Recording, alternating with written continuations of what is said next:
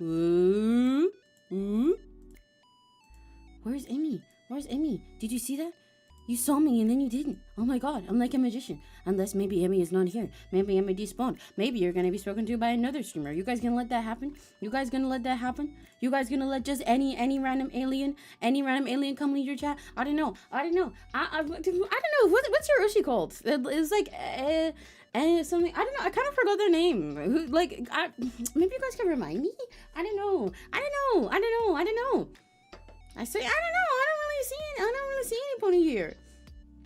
Unless maybe you could chew for me or summon me on or something. I don't know. Maybe if you like yell out for Emmy, then maybe they'll spawn. I don't know. Maybe there's just like not enough tropes here of Emmy fans to eat up or something. I don't know. And, oh my god. Wait, really? Really? You said the name, how you pronounce the Daddy, Emmy the Rocky. Whoa, no way. Hello. It is so fucking warm in my room. Oh my god. Can you guys hear this fan that I have on next to me? I'm gonna pray you can't. If you can, sorry. I won't have it on for the whole stream, but oh my god. It is so warm. We're hitting that point in the UK. So the way that England works, you know, I also just realized you might be hearing double audio. No, I don't think you are. Okay, it's just me that's lacking it. We'll just bull with that. The way that being British works, it is generally like not even necessarily cold, but just like lukewarm weather for most of the year. It tends to be pretty mild, or it gets really cold and really wet for a lot of it, you know, like the famous rain and everything. But a lot of our weather is just pretty mid. And summers themselves, technically, are not that crazy. They suck because it's like stuffy in the UK, because we're not built for it to get hot, and so climate change keeps making it hotter and we can't handle that. But like the actual bulk of the summer is just kind of like bleh. But every fucking year, there's like 1 week, right as you transition from spring into summer, where out of nowhere, it'll be like, oh, it's nice and cold. We're like slowly, gently, slightly warming up from the winter. It's just nice and chill, gentle breezes. There'll be 1 fucking week where suddenly it's just the worst heat wave you've ever been in and everything sucks and everybody wants to kill everyone. I hate it!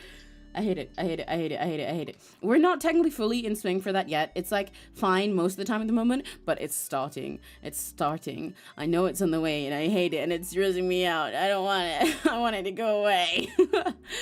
But yeah, it's getting warm now. When like literally like 2 days ago, I was like, oh yeah, this is the part of spring I like. It's just like, you know, just a little warm enough now so that I don't need to worry so much about like freezing, but also I can just like keep my window closed so it doesn't get cold again and stuff, but also when like won't overheat. Oh, it's so nice. And now it's like I'm sitting here, I've got I don't have proper curtains at the moment, so I have this fuck ass random sheet over my window, but I don't think that's good because I can smell how dusty and old it is. But I just need like even slightly less sunlight directly in the room to make it less hot while I'm sitting here streaming, because I can't have the door open behind me while I'm streaming, or the window open, because it'll just be loud either way and I'll be all echoing fucked up. And I've got a fan on, but then that, you know, can only last so long. So we'll see how we go. Let's see if we survive. At least I'm not doing karaoke today. But hope you guys are doing good. Hi Callie, hi Addie, hi Sass. Hello, hello. Today it's MS Paint time. It's MS Paint time. I'm getting all my riffs and stuff. We're doing an MS Paint con for Crimson today. Of another silly little weird freaky guy. Let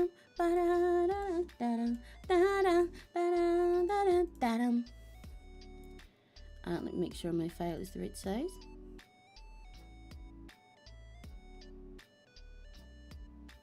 I will go over to the art screen in a sec, but yeah, it's so fucking warm here and I hate it. I hate it. I want the warmth to go away. I think one of the things I hate most as well is I hate waking up warm. I don't mind like warm throughout some of the day, but I hate waking up for warm first thing in the morning. I already hate hot mornings anyway, or like I don't even like sunny ones half the time. They're nice sometimes, but I prefer a morning that starts like chilled or starts like raining.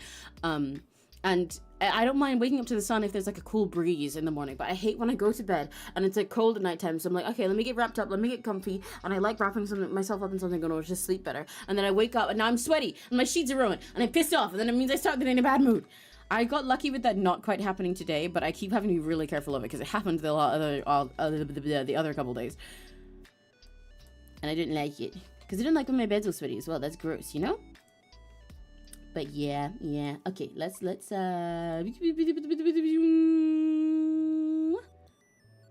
Oh, I need to change the screen around. Hold up. Don't mind that.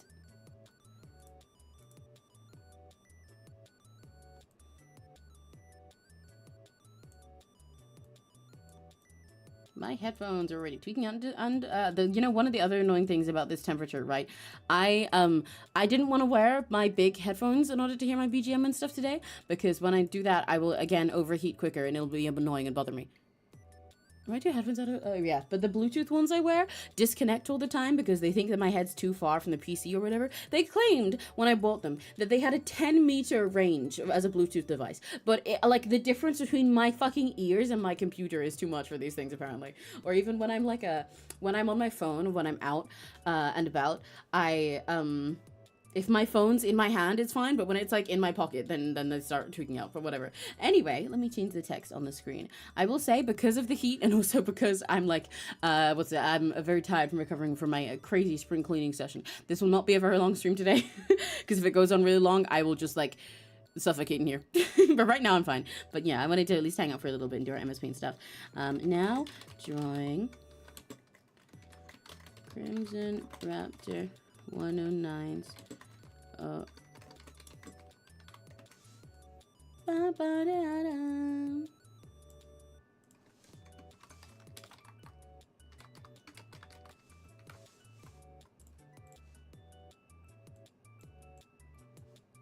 yeah, okay.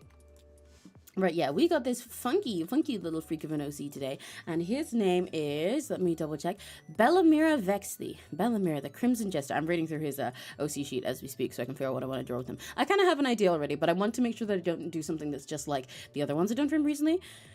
Palomorches. Palomorches are vampire-like monsters that can stitch new body parts into themselves. The old ones are too damaged to use. Attaching a new body part makes them go as pale as their natural skin. Oh, so, and he's a showman. Wow. Pale skin palomorches with a bunch of stitches across their body, bright orange hair that often keeps long. He's normally seen wearing a patched-up top hat to match with his black cloak that has gold trimmings. Under the coat, he wears a red shirt with thin white stripes with like pinstripes. He's also always seen wearing black gloves along with a monocle, and he's also often seen carrying a set of discs with him at all times for unknown reasons. Interesting. He's usually quieter on his because he tends to go overboard when he talks, often rambling about a topic if given the chance. Just like me for real. He also struggles to understand when something should or shouldn't be said. Additionally, Bellamira has a tendency to perform like a magician, frequently engaging bizarre acts, like twisting his body in natural ways or even ripping off his own stitch limb. Okay, so he's a freak. Time to brace for the info dump. Yeah. He's a freak-ass performer. Cool. Okay, noted. Let me make sure I save this file so I didn't lose it later. I'm gonna call it Crimura. I love looking at the folder of all of my MS Paint comms. it's nice to look at them, because I don't always keep files from every single color job I do forever, especially if like it's been a long time and I don't feel like they represent my work too much anymore. But I'm proud of pretty much all my MS Paint ones, and I like looking at and comparing different styles for them all together. Okay, so since he is a showman and he has this fucking hat, I do kind of want to feature the hat as a big part of the image for this.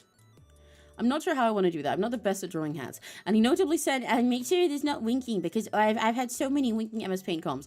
And I will commit, as he requested, to him not winking. But also, I need everyone to know that Crimson is a liar. 2 out of the 5 MS Paints that I've done for him wink. So that is not that many, but whatever. This is not a great hat, but I want to figure out any ways that I could draw the thing. But I don't want to give him like the same, like, angle and pose and everything going on that the last guy had, because with this whole thing with the dice and everything, I wonder if that's what he meant by disc. Then one of my defaults that would probably come to my brain usually would be to do something with his hand like that, especially because he's like a showman, so you'd probably you'd have like big hands that are like wow ta-da, but it kind of looked too much like his acid dude. So I kind of want to use the hat in some way instead, but I don't know what exactly I want to do with that. Throw the dice, yeah. I wanted to cover that song in the past. Maybe I really should one day. I should. Like when I'm actually sketching someone in a big thing, what I usually do is figure out the head before the hat. But what I'm thinking of right now is not a detailed sketch, but rather just overall how I want this composition to be.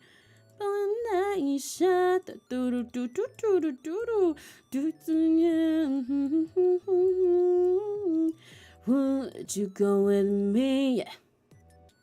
Fuck us, magician pose. Yeah, exactly. I'm thinking some shit like that. Go with me. Let's roll the dice. That's a song by NMix.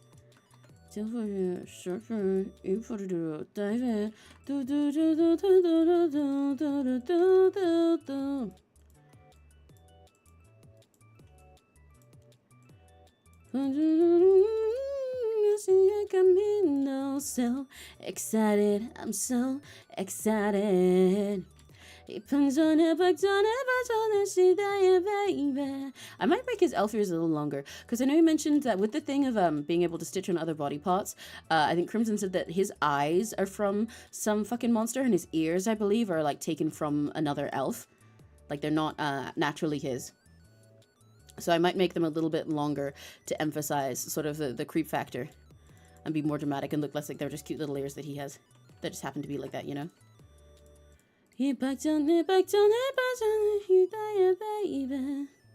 Would you go with me? I want to give him a little bit of a... This is not super well proportioned anyway, but I want to give him a little bit of a longer, lankier face. So excited. I'm so excited.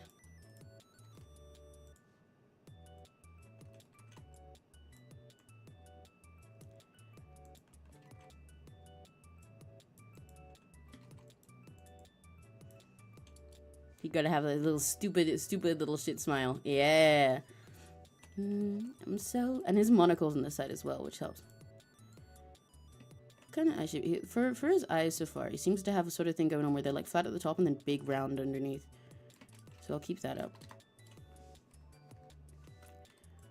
Drawing this is making me think of Balin.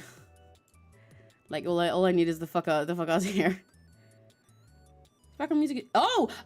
Did I forget to set it back? Oh, shit! Thank you for letting me know. Sorry, I hear different background music to you guys nowadays.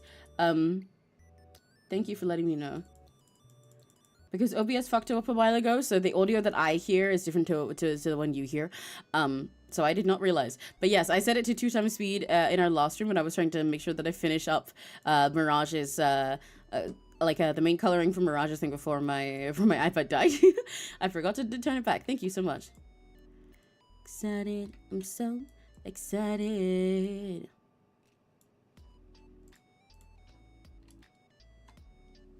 Would you go with me?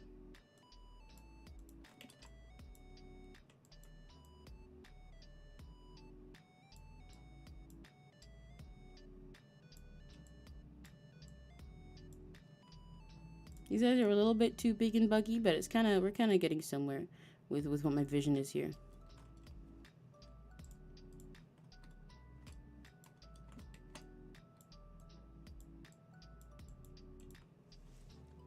Hello, how you know?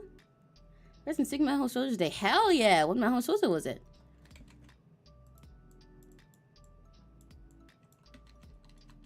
So excited. I'm so excited.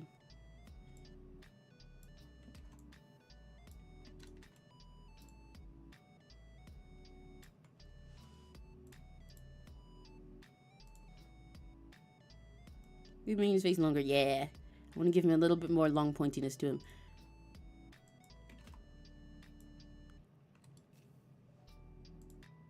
And it'll give me room for his hair as well, make him look less like a baby.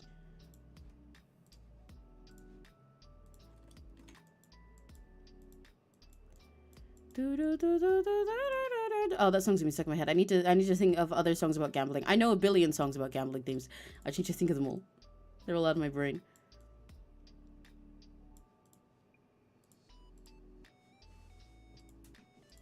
That's a little better. If I want room for a nose, then it should be even longer, really.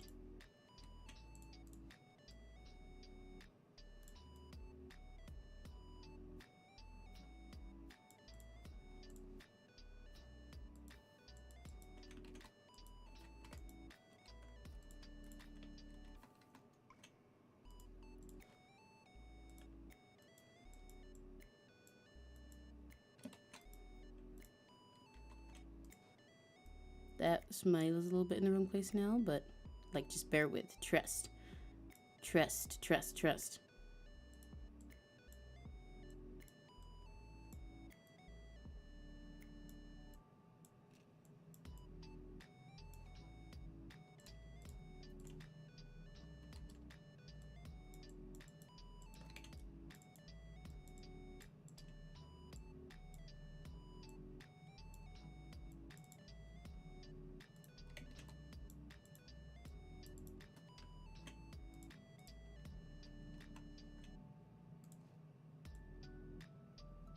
Redraw this smile.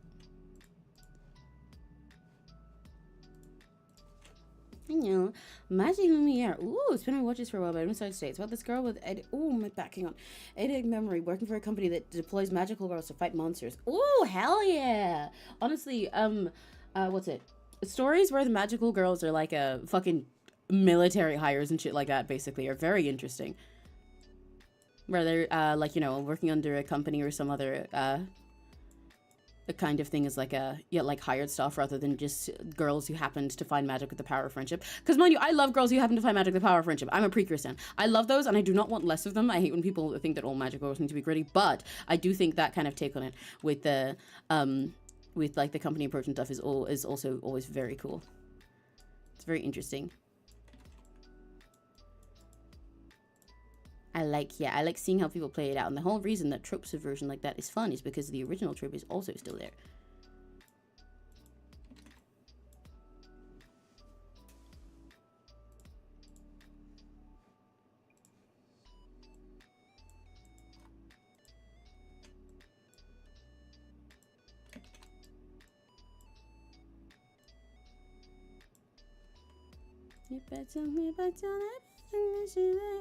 Baby. Would you go with me? Oh, my back. Whoa! I need a lot of stretching. I need to go to the gym again sometime soon, and also stretch there. But I need to start doing more yoga. When I went to visit my sister last, she took me and my not quite sister to like a yoga class that she often goes to, and like I like yoga when I actually try doing it anyway. I just haven't in 10 billion years, but it was really eye-opening to experience it, especially for one that is like a lead class like that for the full proper length of time, and realize just how good it makes your body feel. Like a lot of it is going to be challenging the moment. You also, that is another thing you forget with yoga, especially when you're doing it properly, is like how fucking challenging a lot of it is. Like it really, you end up like sweating and tired after a lot of it, even if you're in a nice cool room and doing stuff like slowly overall. It can still be hard work, but you feel so good for it after, because it's like in the same way that like working out is good for you, you know, it feels good to stretch your bodies in all those ways and to like for you mentally. And I just like doing more things like yoga and workouts and just sort of having more, I don't know, control over my body. Feel like I have more input in how it feels and more control and connection to it, rather than just like sitting here and waiting for it to tell me if I'm suffering today or not. I'm so excited. Hey, back on it, baby.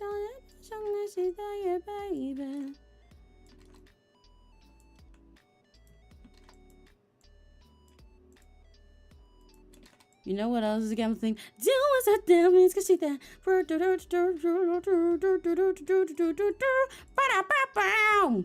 My fucking goat. I kind of wanted those to be less straight on with the eyes like that and more looking like up a bit.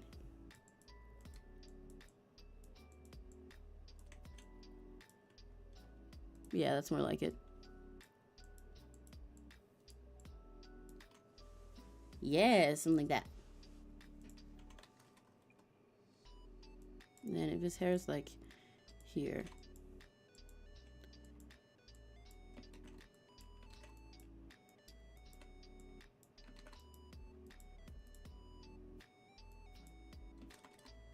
Instead of this line that I just did, I kind of want to make these strands of hair be a little more dramatic in shape than they were in the original. Like more like that. Or at least with the flow of this image.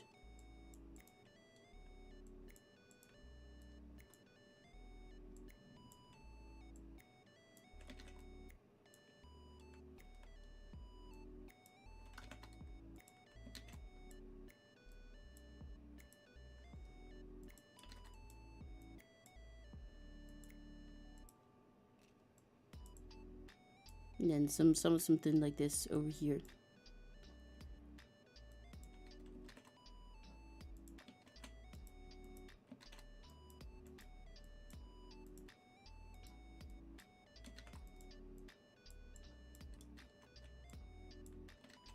I think he deserves to have a little bit more spikiness and anime bullshit going on over this side.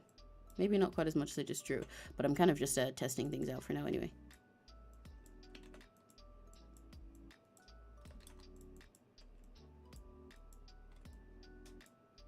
imagining like a ponytail down here, flicking over here, so then I can, I don't know, basically have a dramatic shape from it.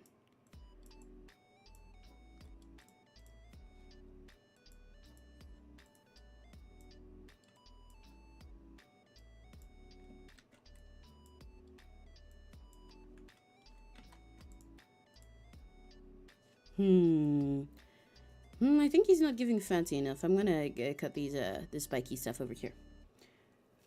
One of the first chapters he takes everyone to a karaoke sing pre-chorus. Based. Hell yeah, I would do the same. It's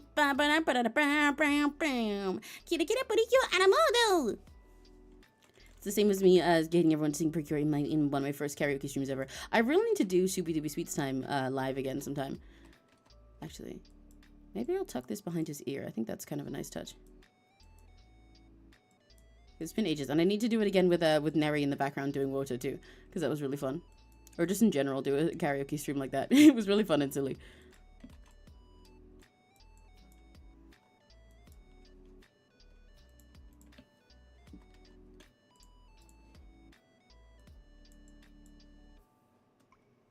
Okay, that's kind of fun with the little ear tuck. In which case, let's also get rid of that.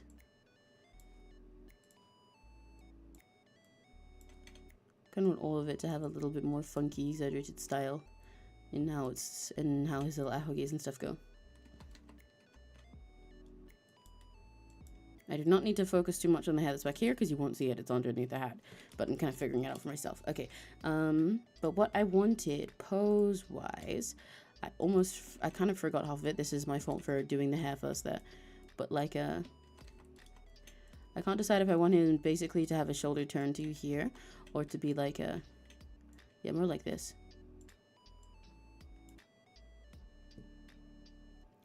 All right, his monocle's on this side, isn't it?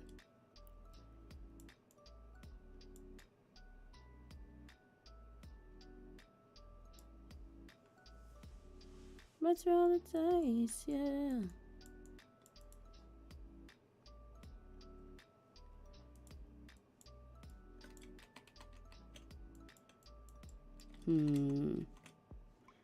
Because I realized actually instead of the hair here, I had considered before doing something with his monocle over the side.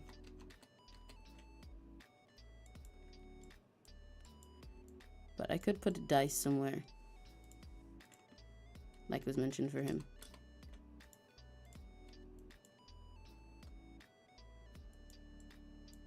Maybe like I'm trying to figure out what kind of position I'd want the dice in, because I want it to be a little bit weird with his hand. I don't want him to just hold them normally, you know?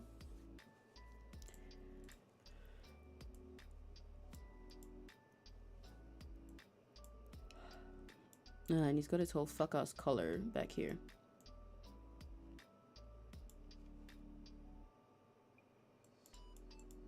Maybe I'll make him like a... like give him like two of them like this, like they're being tossed in the that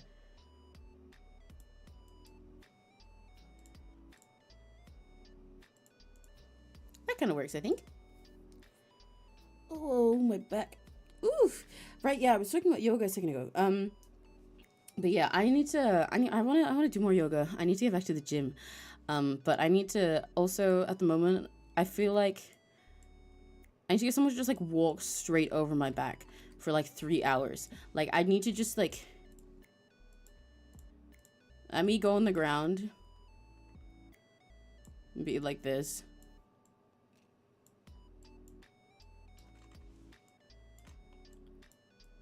Right? Okay, all my bones hurt lately, or rather they all ache, and I need them to be like crushed and redone. Let me go on the ground and be like this.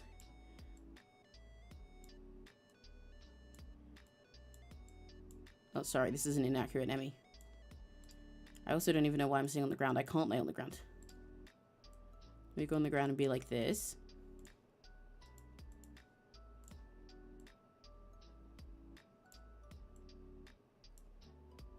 That's much more accurate.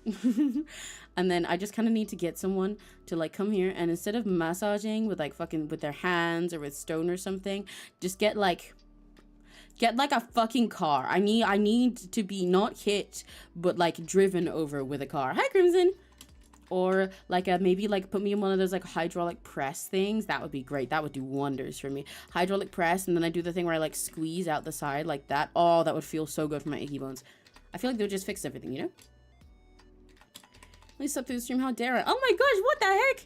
You almost slept through your own creature? That's crazy. That's crazy. I don't like Chiv's face here.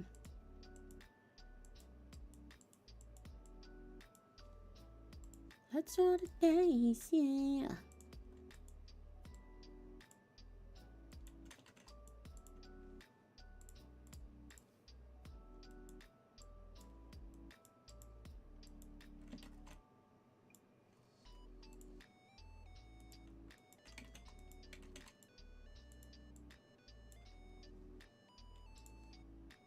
Ooh, I'm so sleepy. I'm so sleepy. I can feel the EP taking hold of me. But yeah, today's stream will probably be a short one because it's ridiculously hot. And I am quite physically tired. So if I go on for ages, I will just like suffocate in here and explode. But I still wanted to hang out with you guys and at least do like a little bit of sketching. You know what? In fact, I've decided I will make this one lineless.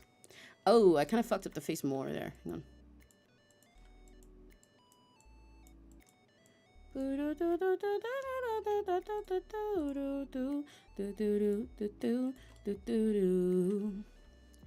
I'm not fully satisfied with this pose, but I think it's okay at least.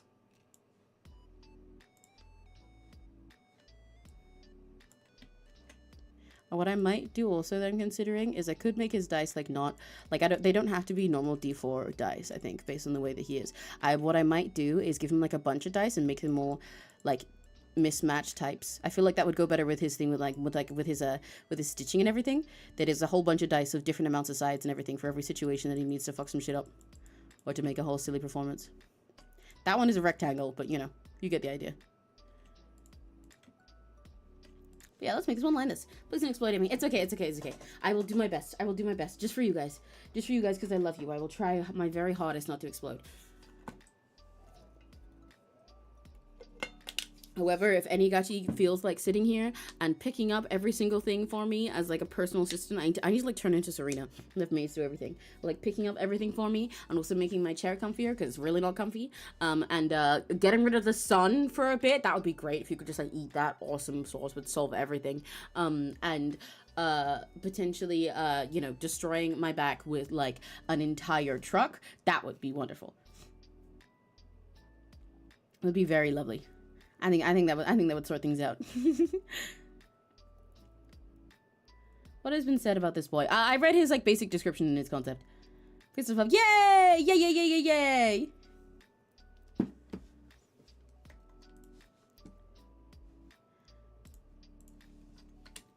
So, yay! All the little gachis attending my every need. I'm imagining like a ton of little Raki gachis just like floating around every time I need like a water bottle or something. I like it's like a in TV show when they just have like everyone handing everything to them when they're like idols or doctors or something like that. But just little gachis. And I'll be like, water, thank you. Snack, thank you. Lip balm, thank you. Okay, let me save a second whiff of this. Let's get some colors. Yay! His skin being white means I'm gonna have to kind of start with a dark background. I don't really want to make it actual black because his hat is black, but I'm not sure what kind of color I'd like to do. Usually for this sort of thing, I'd like blot in a bunch of colors, figure it out. But also actually black would be cool. I wonder, let me imagine for myself what kind of color would look good on here. This sort of like pink red does look pretty cool to be fair, but I don't want it to take away too much from the rest. I could also do something that is more... That makes him look very Halloween, I think, if it's like purple, but I think purple is the best contrast. I think I'll start with purple for now. Blue does also look good, but I kind of want to go for colors like that for his dice, since I'm going to do a bunch of different colors, because he has like that blue-green in his eyes. I don't want it to overlap too much with that and look too soft. So I think I'll go with a Halloween purple for now, but I might change it later. I'm going to start with this default one just for the time being. Or rather, yeah, that's a decent placeholder. I'm so excited. Okay, let's fill the space.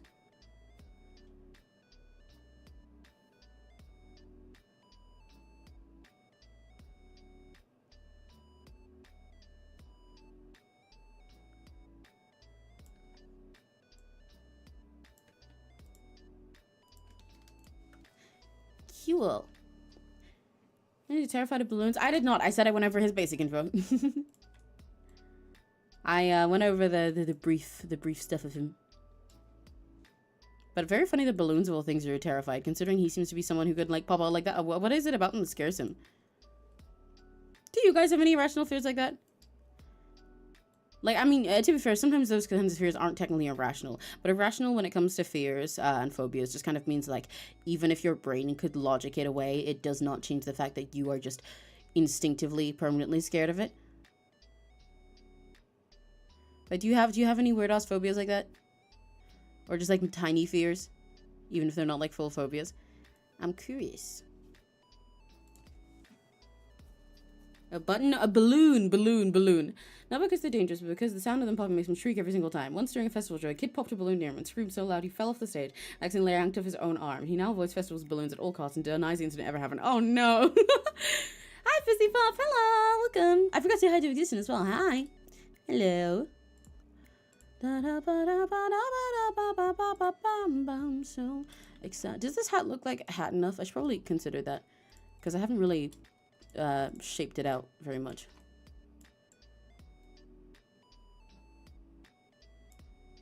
It's not fully hat. Like, it's at a weird inconsistent angle right now.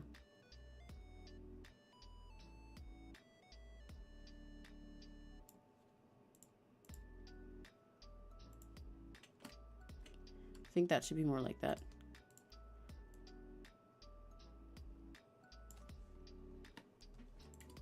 It's a little bit too long on the other side, but also that side is going off the screen, so it doesn't matter as much. Let me just build that out a bit more.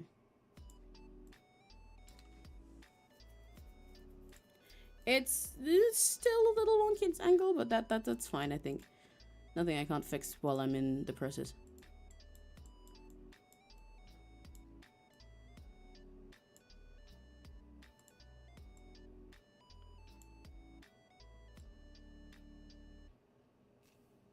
Yeah. That works. That's cool. Okay, let's give this guy a hat. Or do I want to give him a skin first? Let's give him a skin. And in order to do that, I'm also going to actually straight up yoink everything that's white and change it to purple.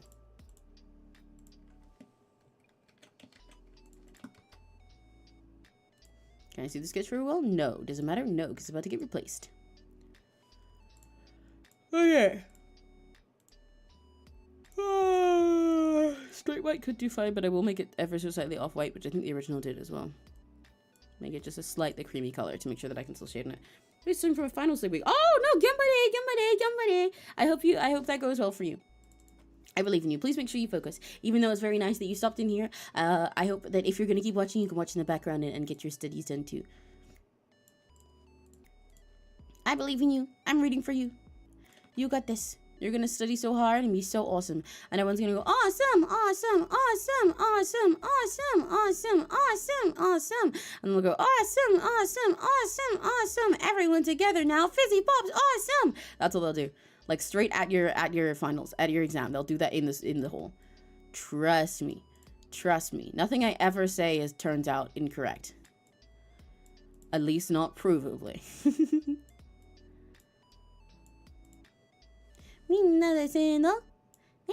Awesome. You do me, thank you. I don't have finals to work on, but I'm glad you believe in me regardless.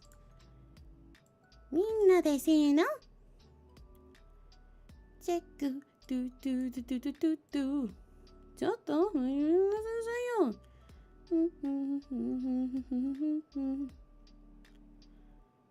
Exactly. So no. Todo muta. Da da da da da da da da. Ba da da da da da da da da. Psycho.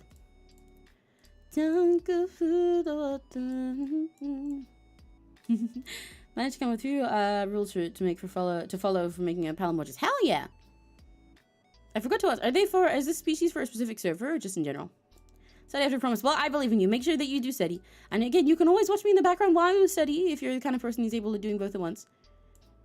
Don't sacrifice your studies for me, okay? They come first.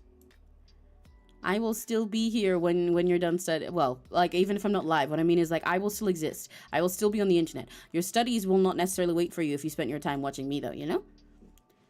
That's not how that works. I just realized I don't even know why I'm avoiding shading here. I'm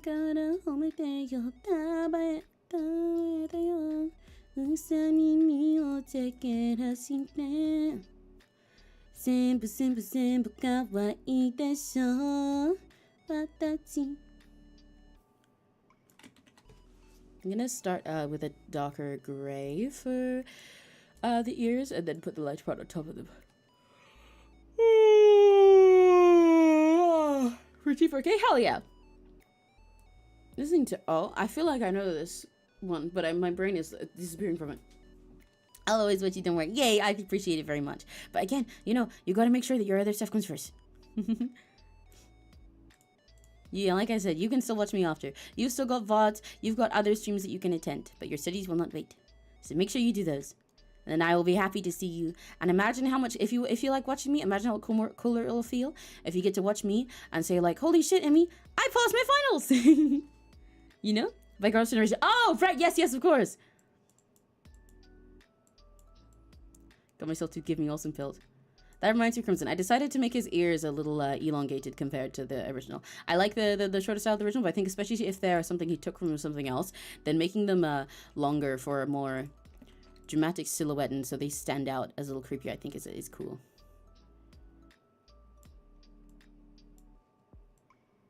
So they look less like it's just like he just happens to have ears that are slightly pointy. And more that it's like weird to find out that he's not an elf. I'm always lonely. I'm never lonely. I just fucked up the lyrics. I was singing the original lyrics of Give Me Olsen rather than the Emmy ones for a sec. And in that part of the pre-chorus, it goes, I'm never lonely even by myself. And for some reason, I fucking went, I'm always lonely even by myself. Like, sorry, Mooney. I'm never lonely even by myself. Da, da, da, da, da, da, da, da, da, da. Check out bunny ears, aren't they cute? Oh, thank you for the kindness. I'm forever grateful. Yay! I hope it's okay. I love you guys, so I love being kind to you. And if you're grateful, you can repay it by studying and focusing on yourself. Yeah! I'm cheering for you guys all the time.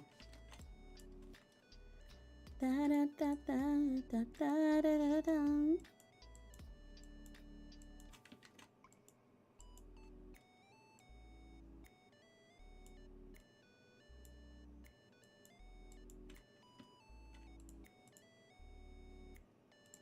I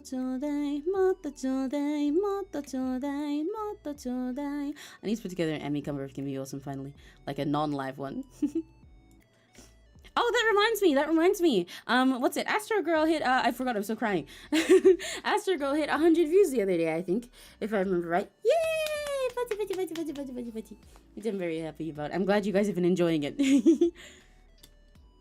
I'm glad you guys have been enjoying listening to it. It makes me very happy to hear. Wow, yeah!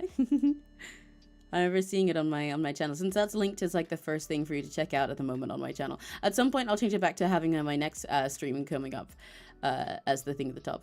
But I think it's nice to have that for a little while with your people who are new and your people who are already gachis. But yeah, I hit 100. Guys have listened to my Astro Girl cover 100 times. Okay, which one of you was it?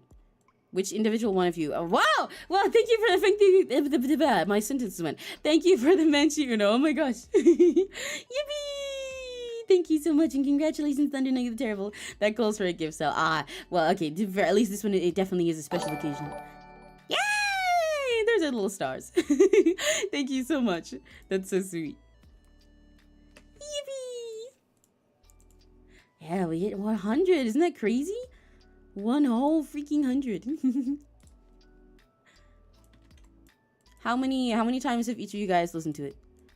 Do you think you specifically are the 100? Who was it? Drawing with the eraser in MS Paint with black is very tricky because you can't see the outline of the tool you're using. Simba, simba, simba, kawaii desu. So instead, I think what I'm going to do is I'm going to use a select tool and then erase the stuff around it. I'm also going to change the current black stuff here to like red or something though, just so it's out of my way. Otherwise, I'm going to accidentally overlap with that for the hat. Listen to it all the time. Yay, that's very sweet. I'm very happy to hear. Please tell me the link for this information I did. Sure, go ahead. Who are you drawing? I am drawing Crimson's OC. That's what he's yapping about. The name is at the top. This is his OC, 𝘆cie𝘂𝗿. Listen to it. It's very comforting. And yeah, I don't know why. I'm really glad. I'm really glad. I mean, I think it makes sense. You don't really need to know why. That song is a comforting song, you know? Even though it has like this beat that's all sparkly, it makes it sound like it's really high. I find the song comforting myself and listen to it for the same reason. And that's why I wanted to sing it. It has a really lovely message and it feels like a big sparkly cozy hug. Starlight, you shine, illuminate the sky. The endless void reminds me of eons gone by. And Hester girl. Whenever I sing a song that I've covered like that, but just like live for no reason, I feel like one of those videos of people doing their Genius interviews or something where people do like the auto-tune versus not auto-tune version. Except the difference is one of those was me recording and taking my time and then having it tidied up. And this is me with my unwarmed up voice mumbling while we draw. It's in Discord. Yippee! I'll check it out later then. And Hester girl watching star. Yeah, watching galaxies rise and fall, wondering the meaning of it all. Till like a comet you came into my home, and I know I'm not alone. My voice is so strange at the moment. I'm not alone. When hearts grow big, I did just drop the key because I'm tired. When hearts grow bigger than the sun, there's no challenge we can't overcome. Send them over and watch a supernova explode. I'm not alone, now you are here. The constellations are so clear. Your gravity is pulling me, oh, until our hearts collide. My satellite, through darkest nights, got the cosmos at our feet. Oh, but you are all I need, that we've just begun. I know we'll make it 'cause somehow the universe is fun now. Yippee! For any gachis that listen to that cover a lot, or in general, what's your favorite lyric from that song? Obviously, I did not write the lyrics for this one. It's not like it's something where I wrote trans lyrics, but I'm curious, because I love the lyrics of that song. They're very beautiful. And I tried to embody them all properly when I sang it. Sunrise and night, it can be so intertwined. I really need to... My voice is tired. Even horizon line between darkness and light. I wonder, with his skin being jet white like this, I wonder how I'm gonna do the mouth to make sure that his teeth don't just look the same.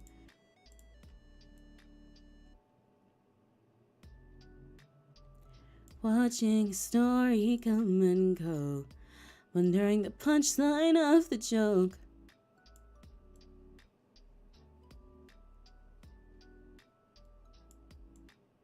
Like a comet, you came into my heart, and I know I'm not alone.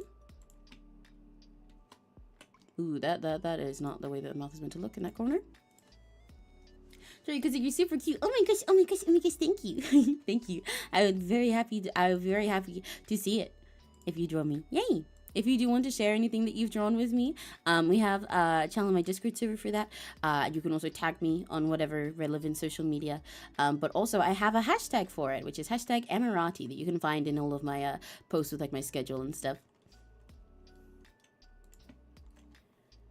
Watching a story come and go, wondering the punchline of the joke.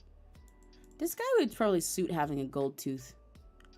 That's a pretty random ass comment, but it's just like in my brain. I can feel it. He seems like a gold tooth type of dude. Maybe I'll sneak one in and see if it looks good.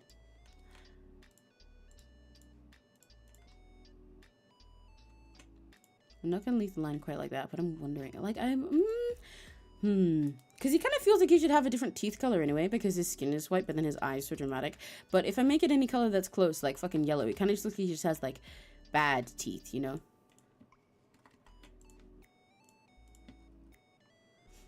And a color like this would depend on how his eyes look, I guess. I'll leave them white for now, at least.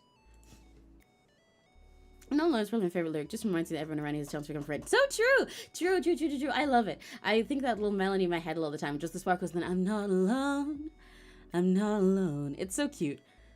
It's the way that it repeats as well that I really love about the song, because it feels like the realization and then just kind of like stopping and smiling and affirming it to yourself, you know?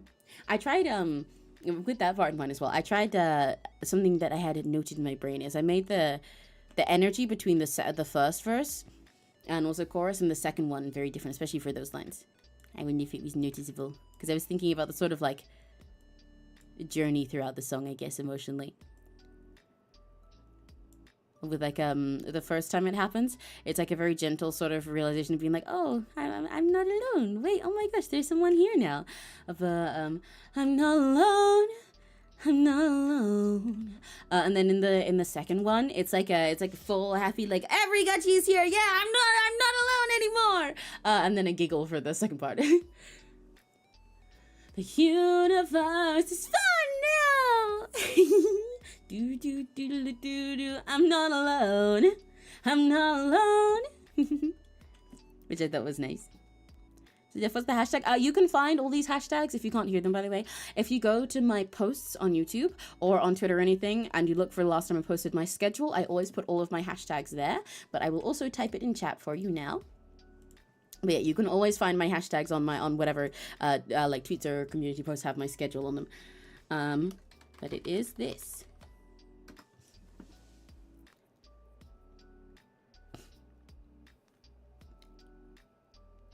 When our hearts grow bigger than the sun, there's no challenge we can't overcome.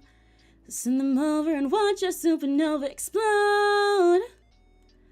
I'm not alone, now you are here. Have a buddy. See, you can find my reference like that on my website, my card. I technically need to update the ref. I need to update a little bit. I need to clean some things up, but it is still generally a good ref of what I look like. Yeah, if you go to my card, my website, there is an about page. You can find that linked everywhere. Like anywhere that I have links, that my card is there. But it's also just emiraki.card.co. So, but yeah, it's at the bottom of my stream descriptions and on my channel and stuff like that. You can find that there. Constellations are so clear. Infinity seems good to me as long as you are by my side. The Milky Way's not far away. When love travels faster than the speed of light, let's go. I know we'll make it somehow. The universe is fun now. It's fun now. Did you guys like the little flavor that I added to that song as well? I'll tag you. Yay! I hope you do. To my little sprinkles of Emmy touch. Not only was that in the, you know, like I said, trying to express the first and second verse energy differently, because I always do that whenever I sing along to the song. I thought it was just kind of fits for it. But also the it's fun now was you know, my own edition that it does not exist in the original. And the way in the second verse it goes so send them over and watch your supernova explode was something that I added, because that does not happen in the original either. Or the final at the very end, I'm not alone, over the silence was a thought of mine. I love the original as well, I love the original as is as well, but I wanted to make it Emmy-pilled. Because I feel like that's one of the special things about doing cover, you know? You gotta figure out what is your touch that you want to add to it. To make it your version. Constellations are so clear. Infinity seems good to me as long as you are by my side. One of the things I always think whenever I listen back to the cover as well is for that that part that I just mentioned. I've made this color a little bit too green. I need it to be less saturated. For that part I just mentioned of the second verse with the explode. I love that this cover. I do not have any like actual problems with it on my end, other than one minor tiny thing. Oh my gosh, I can't speak. One tiny minor thing. Other than one tiny minor thing. But I do look back at it and think like, if I did that cover now, I could have belted that part, which isn't a complaint on my old Emmy vocals, but it is just one of the interesting differences between my vocals then and now, and how I've changed and grown, you know. Especially because I know when I recorded that one, I was like, my voice was kind of messed up altogether. I was like on a time crunch, and I was very tired, so I recorded that line so many times in my memory, just trying to get it right because my voice was not working with me that day. And I still like the take that I got, but I look back at it now and I'm like, I could have done that, because I think my original goal was to make it more of a belted or like mixed thing rather than just soft. But it's okay, it's still beautiful as is. I don't know if I'll be able to do it right now because I'm so tired, but the intention was to go like a when our hearts grow bigger than the sun, there's no challenge we can't overcome, so send them over and watch your supernova explode. More like a mix like that. Explode! Yeah, I can't do that right now while I'm tired, but explode! Instead of like explode! It's meant to be a little bit more powerful.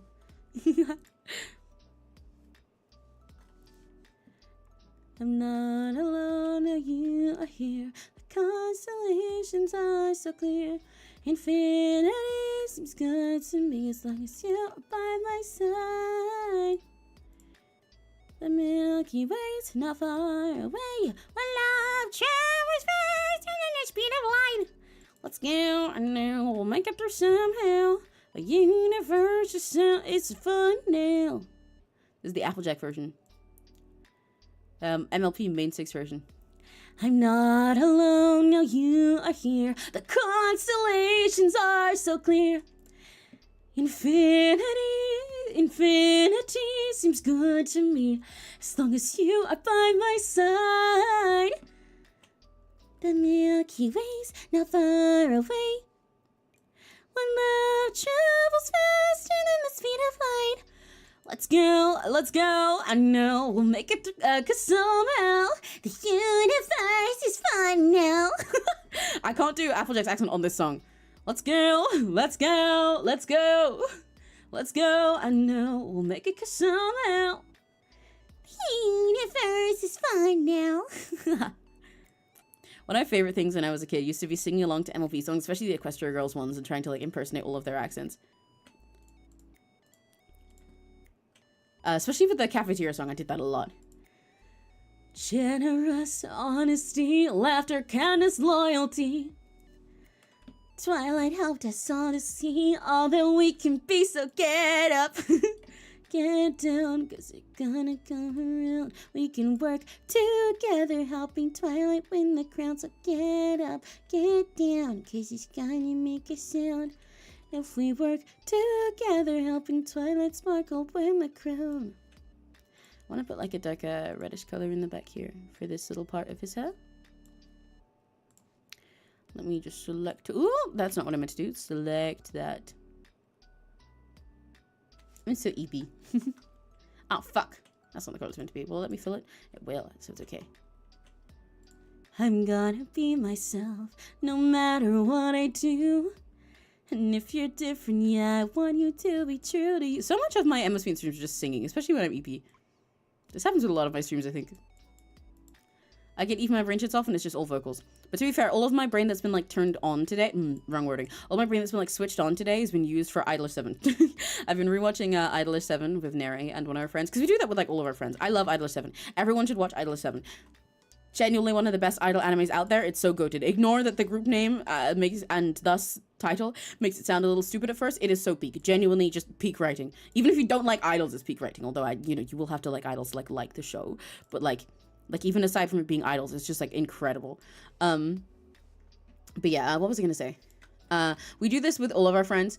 Well, they're all gonna get recommended Ainana at some time, and then we always sit them down to watch it, regardless of whether they end up continuing watching it or not. But one of our friends actually did, get like super into it through our recommendation. But he comes over to watch it specifically with us. So now we're going back through a lot of that stuff. And there's so many things that I missed from we're on season 3 right now, out of 4, currently. There's so many things that I missed in this season that I forgot happened, and all these little details, and I'm like, And I love all these characters so much, and I love them, and I love their relationships, and I love everything. I love rewatching stuff like this. I love watching it with friends. I love having friends that you can scream about shows with live and like react in person. It makes everything so fun. Want you to be true to you. If you follow me, we'll put our differences aside. Okay, I want his hair here, and then I'm gonna make it like curl around here. But I don't want it to be crazy long, because I know it is meant to be a slightly less of a ponytail than I'm usually going for, but still long enough to have some style, some pizzazz.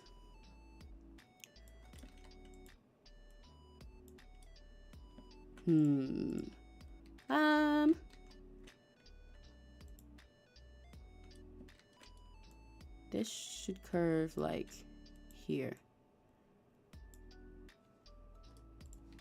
So let's select that. And then delete it. I still made it the wrong color. There we go. Now when I delete that section, it is in that color. That is not the right one, but you know what? I'm going to work with it anyway. That's fine, actually. Because now I can use the other color I had as a lighter one. Everything's fine.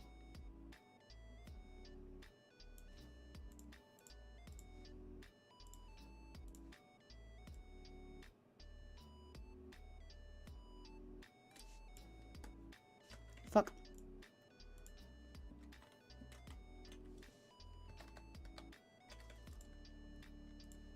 Want it. Okay, let's try this again. I want this to be I want this to be a lighter color over here. So in it contrasts with the red as a shadow.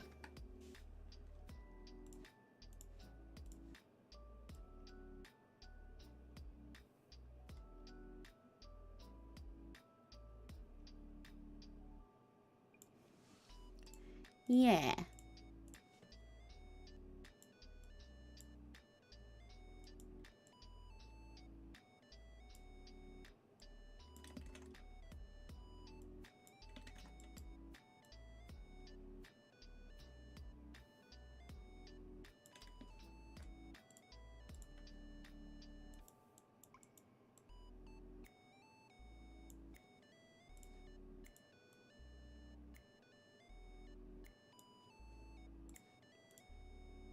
Okay.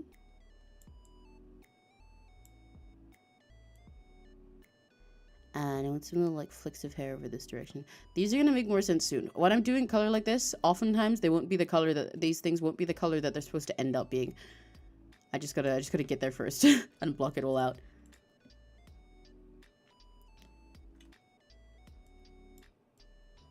Because I kind of changed the way that this style looks in between shots here.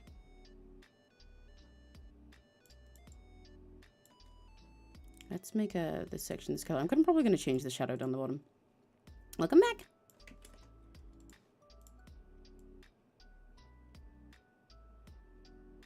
Put this little flick here in this color. I don't want to use the shadow for like these sorts of like harsh curves where it's like this is like the full darkest color of the hair. But then they'll have a bright one right on top of them to show the way that the hair is like flicking around.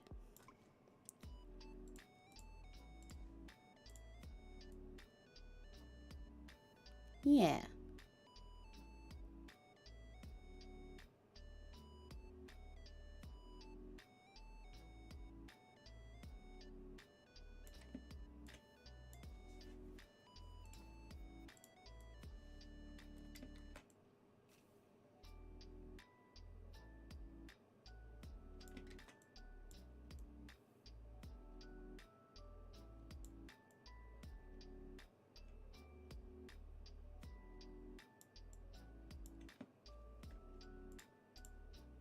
Yeah.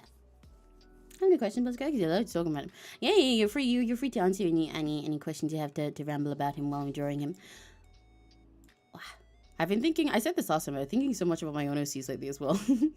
I've come up with a lot of ideas for. I think I mentioned yesterday that there's an OC of mine. Well, there's a few that I'm sort of like rebooting lore for them, especially because I want to port them into other fandom things, even though they're originally like original OCs. Like I don't want to replace them as now being things for those worlds, but I do want to expand them so I can use them in those places with like full lore for them. And I've been thinking a lot about one of those. I had a big brain blast for it earlier, but I can't yap too much about it because it doesn't like make sense if you don't know the character. And there isn't much to say yet when I'm rewriting the character.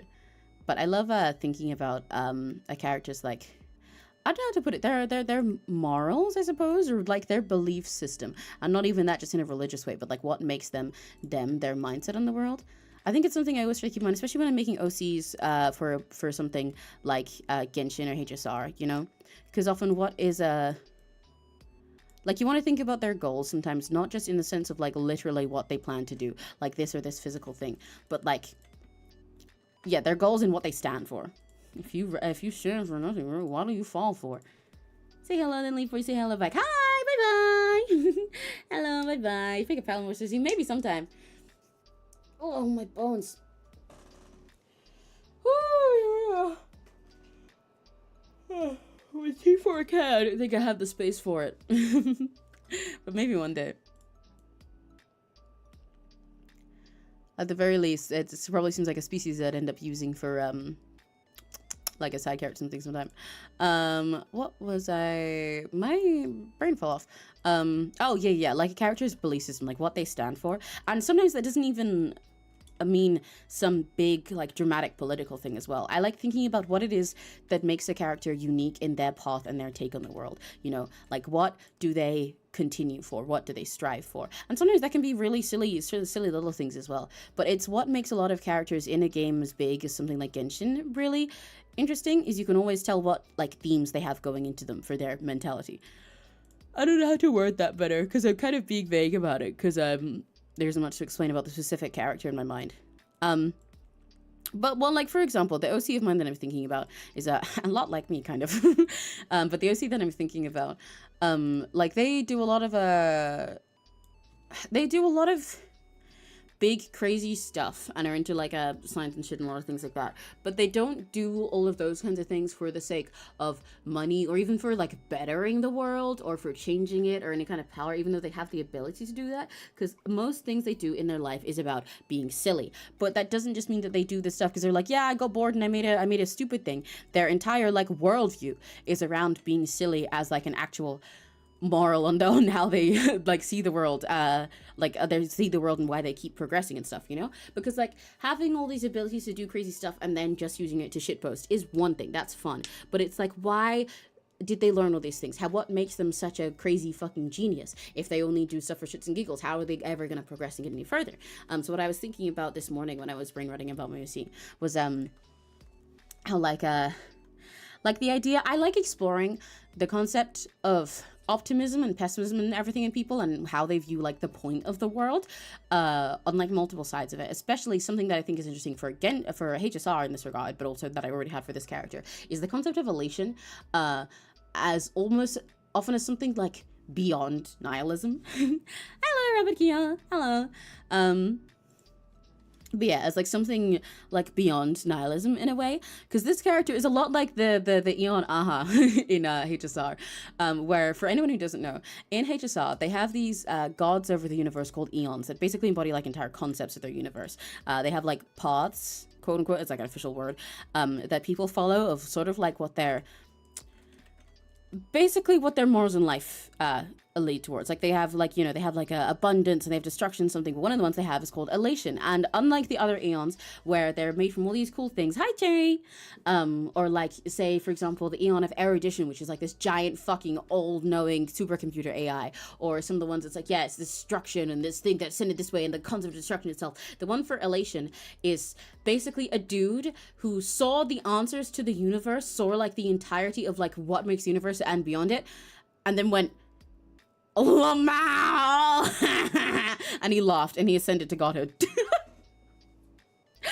He saw, well actually specifically, he saw the answers to the universe and then looked there at everything and like the reason for everything and all of this is the way and the powers of everything, and then looked through it at all of the universe and then saw a baby fall over and laughed and then became the Eon, ascended to godhood as the Eon of elation and of laughter and silliness. I'm talking about OCs, but specifically part of my example is I'm talking about Honkai Star Rail, because so I was yapping about how What's it? I've been like rethinking some of my OCs lately, and something I like to have in mind with characters is thinking about what like their morals are and sort of their goals in life, but not their goals as in like I want to do this and go to this place, but like what they stand for, even if that isn't them like fighting for something, but just like their view on the world as a whole. And with the character that I'm writing, something I've enjoyed thinking about is like sort of optimism and pessimism and stuff like that, but what makes someone continue doing stuff, because they're kind of like a genius. They're kind of a super genius, but also they do things just for shits and giggles most of the time, and that is fine. But it's also like I had to think about how they got to this point of being a crazy genius and why they continue if they just think that, like, because if they're doing stuff just because it's random silly bored things, and you wouldn't really push your brain far enough to keep doing all these things. And so what I thought about is they sort of see everything in the world as stupid and like as something silly that they can make fun of and silly, but not because they're like, oh my gosh, I'm so smart and everything's dumb, but more because they're like, why does anything matter? And that doesn't make them nihilistic. That's like a positive thing for them. That they're like why does anything matter? Because everything is made up and silly. Everything is fun to me. Like, this character often gets asked by people, it's like, can you like be serious for one fucking second? Can you talk like a normal person? Because they talk in like almost entirely brain rot, even when something crazy serious is going on. They will look like God directly in the face and then nickname him.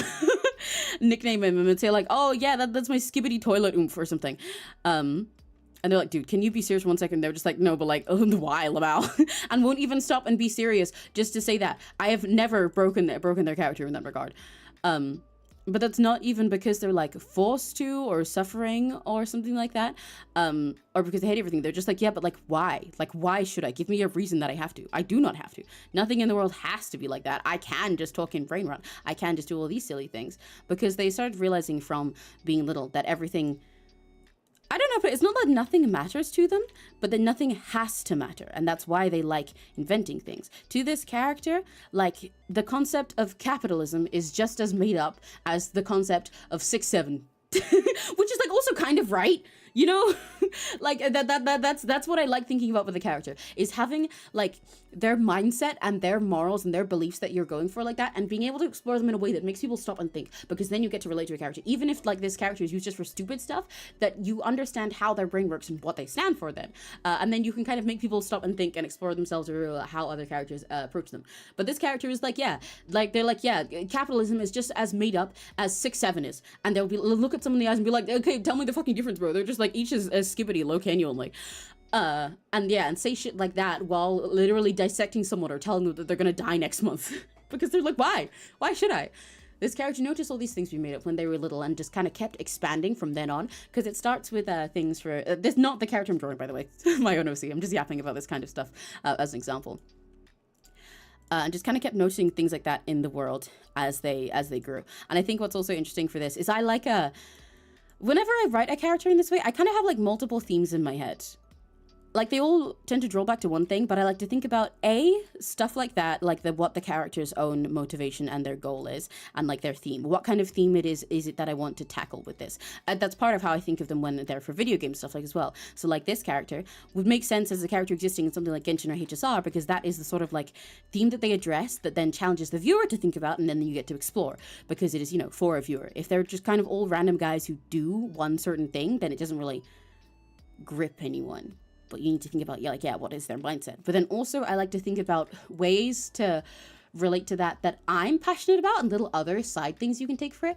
Like, with a character like this, yeah, they have that view, but if you relate it to real people, then that's kind of similar to what a lot of people go through with like neurodivergence in, in thinking differently from everyone else in the world, and realizing like, why do I have to follow this thing or these rules and everything? They just like don't mean anything to me. And noticing their own little take on the world throughout all of their life and how they express it. And I get to explore kind of low-key what autism feels like, but in a very stupid way, but also a way that's kind of poignant in its own thing, you know? Or like how I have an OC that I haven't written out much, but I have an OC who is a goldfish species. By the way, I will reply to the questions that I'm seeing out the corner of my eye in a sec.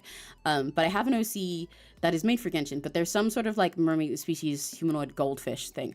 And I'm making a little, like, as part of their little bit, they are really, really forgetful. They have the little goldfish memory thing, even though actually what's interesting about goldfish is they're not usually like that. That's just kind of a myth.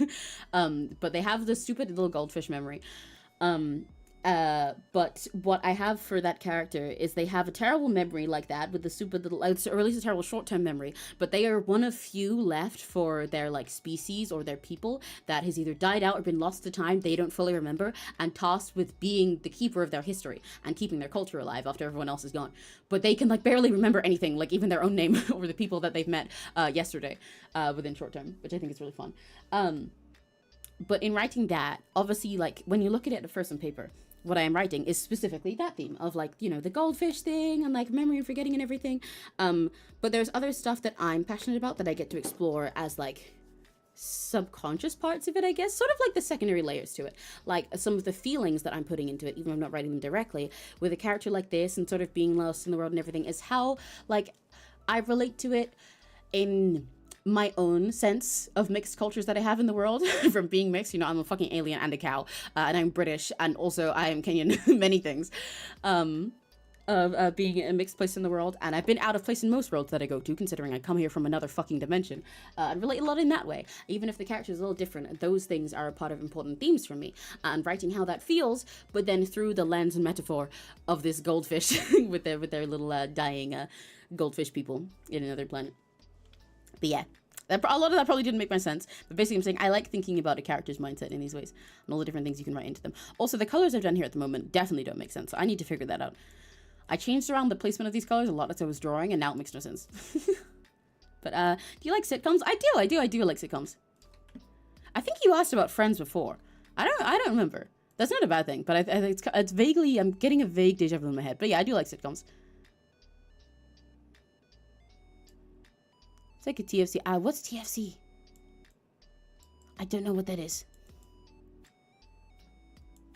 But this one, yeah, this one is Crimson to See.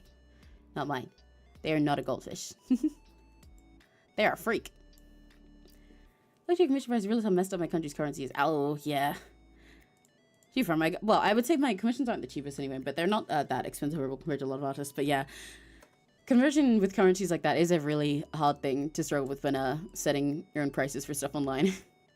It sucks because trying to, you know, manage these sorts of things while making sure that everyone is like charged fairly, both the artist being fairly paid and the clients paying a fair price is very tricky. Because there's only so much you can do when currencies are so messed up in their differences around the world. Especially when so much of it, of stuff like that and the value of money is so political. And you know what? With the OC I was talking about, this is a great example of stuff that OC I was talking about before, that is like really silly about everything.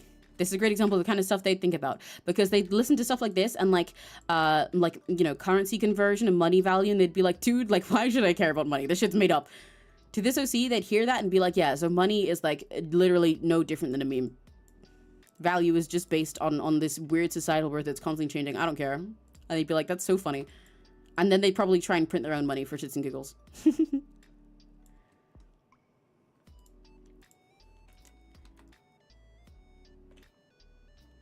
If you stand for nothing, but while you fall for. Convention tricky since people always lowball. Yeah, that too. A lot of people will try to lowball, and that's why it's hard, because you can often end up wanting to see if you can accept stuff like that for the sake of other people and making sure that everyone's okay. But there's, like I said, only so much you can do, especially when the value of money and stuff like that is entirely out of your control as a regular person.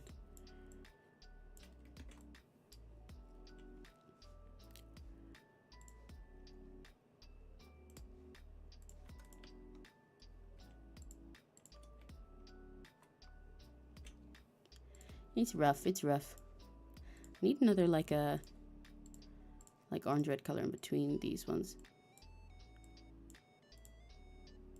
I am not throwing away my shot.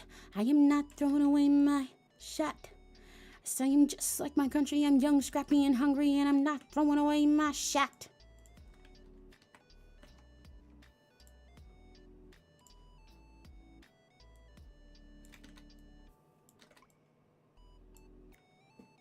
Massive is paying Conquer 400k. Woo! I know that those kinds of numbers vary based on like how your currency is counted, and I'm going to assume from that it's one of the ones that works more like Japanese, where it's like 100 in hundreds rather than in individual like ones. But oh my god, that's crazy. Oof. I know being British makes things like that a lot as well. The pound is kind of like ridiculously valuable compared to a lot of other countries a lot of the time, which sucks. Like on my end, I should be grateful for it because I'm like, oh, these things are not expensive, but I feel bad when people can't afford these sorts of things for those reasons, you know? It really sucks.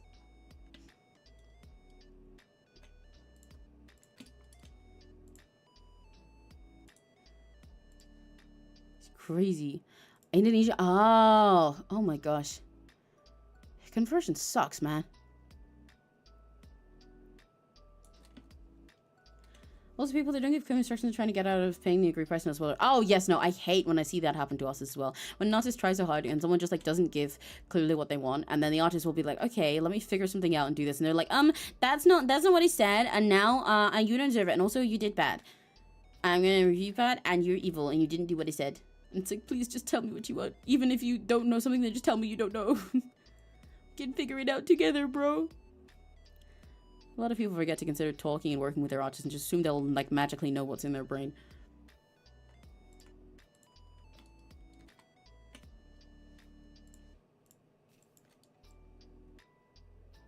Made his ponytail thing a lot bigger than it was, because before it was just kind of a side piece of hair.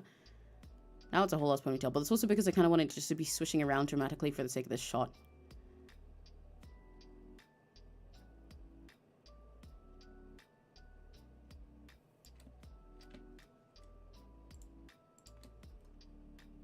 That's too much hair there.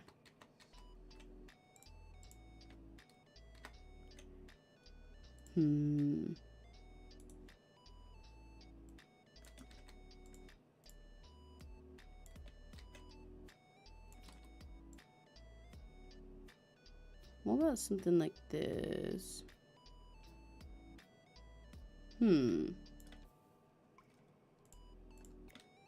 Yeah, it's pretty neat. Ooh, my headphones are disconnecting, being really weird in my ears. Hey, in the song in which Heaven's official blessing. I'm trying to pick up spoilers. Ooh, I feel like I recognize the name, but I'm not remembering what it is right now. Emmy's not gonna throw away their shotgun. No way, really? Really? I don't know, maybe I might throw it away. I'm not throwing away my shot. I always find it funny whenever I listen to those songs together when I happen to listen to Hamilton stuff, you know. And you have like all of the seriousness of all of their voices in Aaron Burr, especially because like Lin-Manuel improved a lot at singing post Hamilton. He was fine already, but like he definitely, you know, he grew a lot after Hamilton.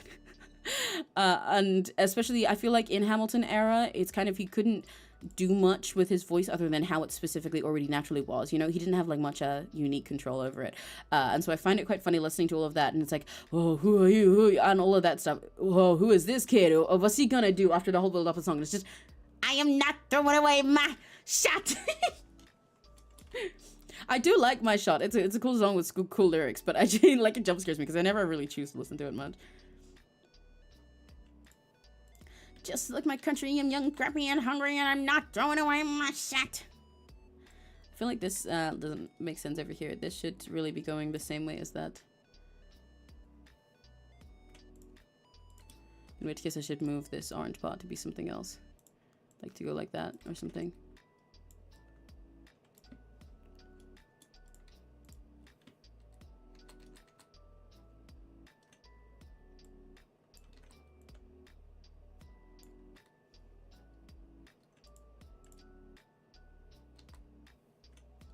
Do I want this part to be like that?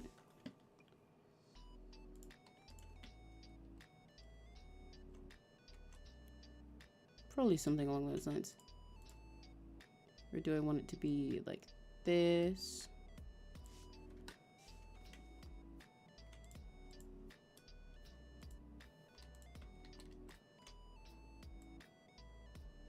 I think I'm gonna delete some of this hair anyway. It's kind of too chunky.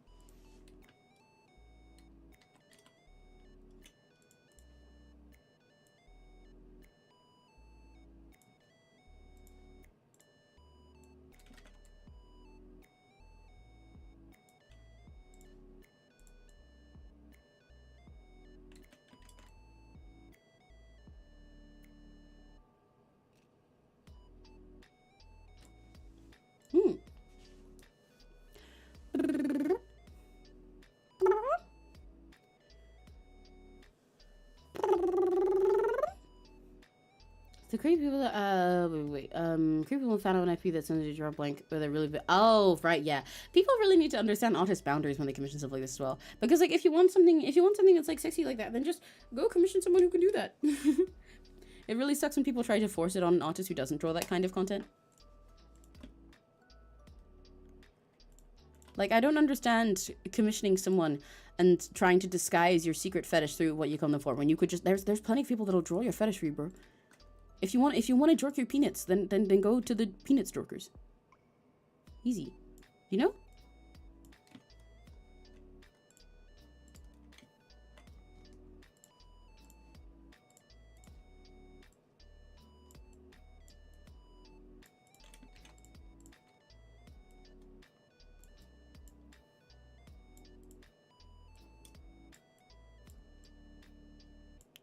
Clean up some of this with my coated line tool.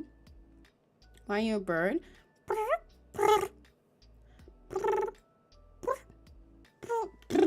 My tongue just refused to roll the second that I wanted it to. Thing goes pop pop pop pop pop. Skip. Doom doom doom doom doom. I said, babe, mine's not hot. 2 + 2 is 4. -1, that's 3. Quick maths. Does anybody remember that? Or am I alone?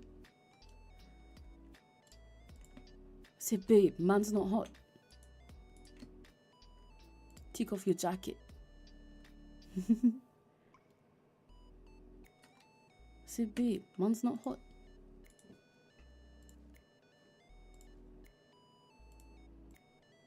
I need this to sort of go under there so you can tell that the thing that's over here is like an alligator, you know?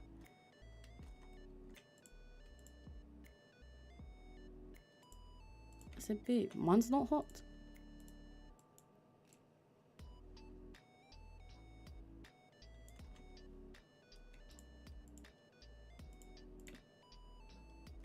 I don't really like the shading in this corner, but I think I'm gonna leave it be for now so I can work on other parts of the drawing, especially the rest of its hair.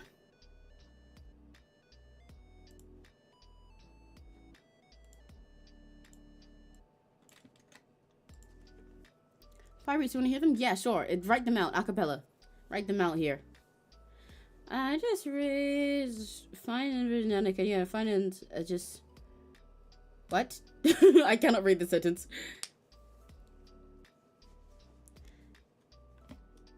$11.70, 11t. That reminds me of that one meme that's like I don't remember exactly how it goes. I remember hearing the sound ages ago. It's like why no,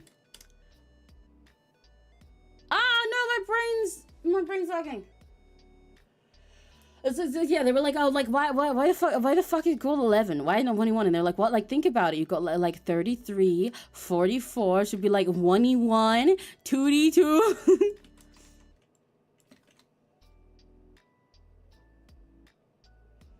1d1. Two dumb bitches telling each other exactly. Why is it not 1e1?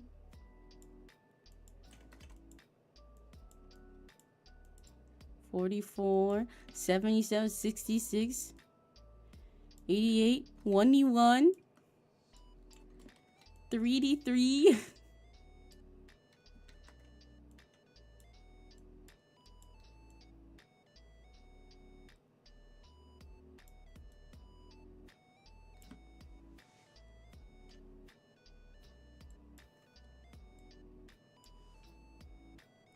Dante from Devil May Cry Fun is just suddenly doing the Friday Night. Ah, I see. This means nothing to me because I still haven't watched Devil May Cry yet, but hell yeah. Oh, okay, yeah, this is your beat. Yeah. I am Emmy, yeah. I am pink, like my concert. I'm so cool. Cooler than winter. Yeah. I am Macau. I have space buns. I am Emmy. I am Emmy. Thank you, perfect. There's my debut song. 10 out of 10. No notes, no changes needed. I see no problem with this. Everybody thinks it's a fire beat, right? We don't even need Give Me Awesome at this point. We've got this right here. I'm like a freestyle rapper, basically. That's how goated your 𝘆cie is. The thing goes skrrrrap. Pop, pop, pop, pop, pop. Skip. Ever since I learned to roll my R's, I've become the most annoying person ever. I just think it's so fun. It's such a fun little superpower to have. I've wanted to be able to roll my R's for forever. So now that I can, I've got to all the time. Thing goes skrrrrap. Skrrrrap. And part of why I like skrrrrap. Sorry, that made me think of fucking BDG's Perfect Poker Rap. But part of the reason why I like it so much, especially, is like even aside from using it in regular like songs I cover and like English things and all different kinds of pronunciation and also different languages that I learn, I like, as someone who's a rapper and like a 𝘆cie and everything, there's so many times that I've wanted to cover JP songs. I'm like, oh, if I could just like roll my R's and have a little more expression in this, because especially for a lot of rap stuff and for anything with like sort of like a gyaru or like a delinquent feel and some things, then the rolling R adds so much to it. And I really wanted that for sake of expression, but I couldn't before. Now I can. Makes you so happy.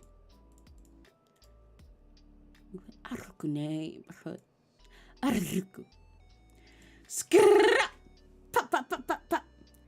Skrrrrap. Thought other people could roll their tongues. I know most people can. Most people can. It's just there are a lot of people who can't, and I was someone who couldn't. Some people just like never quite learned to. It's something that almost everyone can be taught, but yeah, a lot of people can't, or specifically if you have languages where you don't use rolled R's, you know? Like English doesn't really, you don't need to learn them for English. Those aren't really in any regular English words, especially if you're like British or something. Whereas for some other languages, like a lot of other European ones, you'll use rolled R's and different stuff. Like, you know, you'll probably learn how to roll your R's if you speak like Spanish or something, because it's kind of necessary.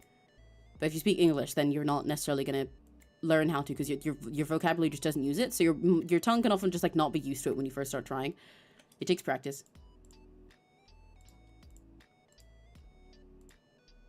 Wrong button. Ding do skrrrrap. Pop, pop, pop, pop, pop. Skrrrrap.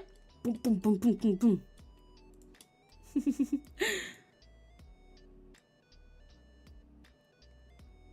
We need brain rot like this back in the world. I don't care about no fucking tongues of horror or something.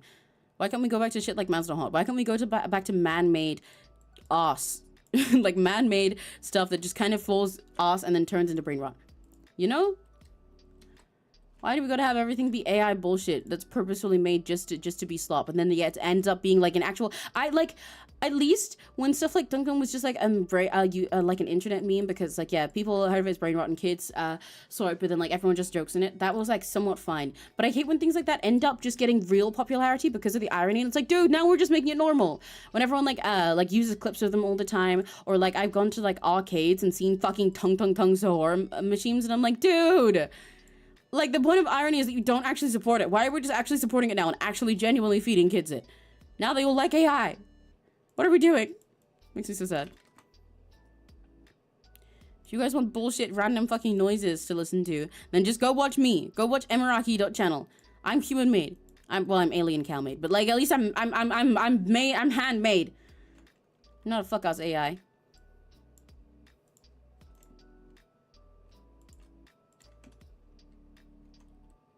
Say, babe, man's on Fortnite.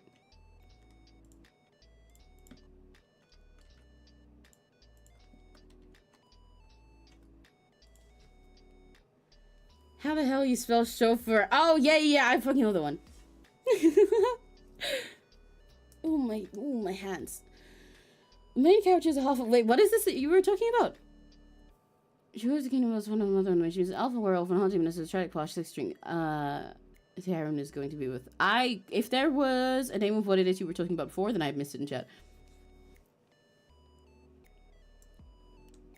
Joke about Michael Jackson and boxing match with the girl. Tell her which minute it cost $11 million. Was it? I feel like I was watching something different. Because I remember a specific clip that's like two people just talking to each other and being like, oh, yep, like 2D2, 1U1, and like yapping with each other.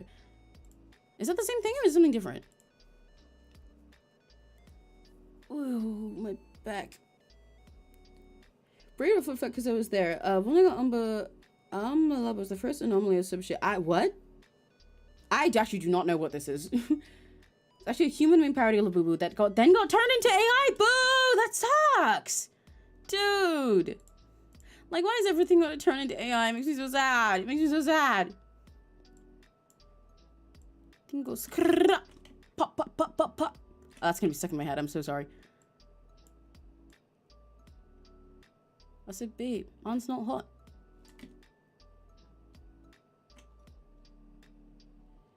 No hurries.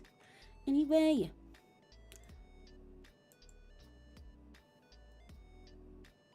Man, we need more silly brain rot. We need, well, I mean, we don't need it, but we need more silly brain rot to be natural. Why does it all gotta be AI? What is the point of it if it's AI? I prefer memes that suck and are not funny to ones that are AI. I mean, the AI ones aren't funny because they're AI as well. But like, I prefer like seeing a meme trend that is just like corny or fucking weird than one that's AI, because at least it's real. The point of memes is they're basically like an inside joke for everyone on the internet, you know? I don't get what we're all here for if we're just gonna have AI slop. And it just ends up empowering all of the AI companies and all of the random other big companies as well that people who like all these memes claim not to like, when they can suddenly just like sell it to everything. I'll do his ear details later. I said, babe, mine's not hot.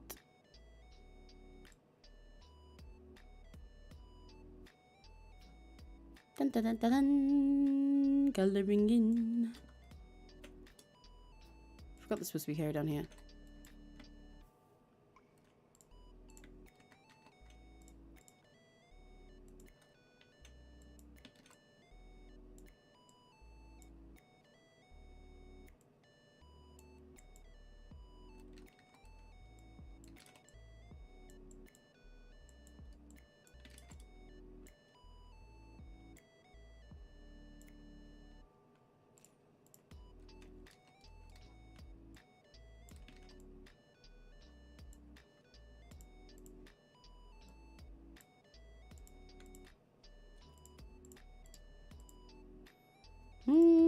Yeah, that's fine. Oh my, I need to stretch my hands. For your fish, I prefer my awful YouTube poop shit post made by man. Exactly! I want them handmade. I want them man-made. I want them made by people. I do not want them bedroom with fucking AI. My shit posts are AI made, then it's what's the point? What's the point? There's no love in it. There's no love in it. The whole reason these things are funny is because they come from people. Even when people make some bullshit that's like nothing and it's like fucking the reason that it's so funny and silly for everyone is because it's an inside joke, because it's stupid, because someone made that and someone put the time in and made that stupid thing. That doesn't mean that everyone looks at memes and goes like, wow, this is made with so much care, but that it is made by human hands is why it's so funny and silly. Because imagine someone presenting you something that looks like stupid or something that looks that like it's some well-crafted YouTube poop or whatever. There is nothing to laugh about when it's just AI slop, because it's not funny anymore. It's a machine spitting out things rather than a human who has a brain that could do other things, making something silly and fun, or making something stupid, or making something that makes you laugh. They still put that effort into making you laugh, even if it was stupid and dumb. When it's stupid and dumb, like a meme that's just like fucking or some shit, then that is why it's funny, because it's real people who then do that, and you make these stupid things and you're like, haha, my brain's so dumb. Or when it's something that's really clever, like a really fancy YouTube poop or some really complex meme with like a whole written out joke, then that's cool, because someone put in all that effort into making you laugh. AI does not do either. That's why 675, exactly.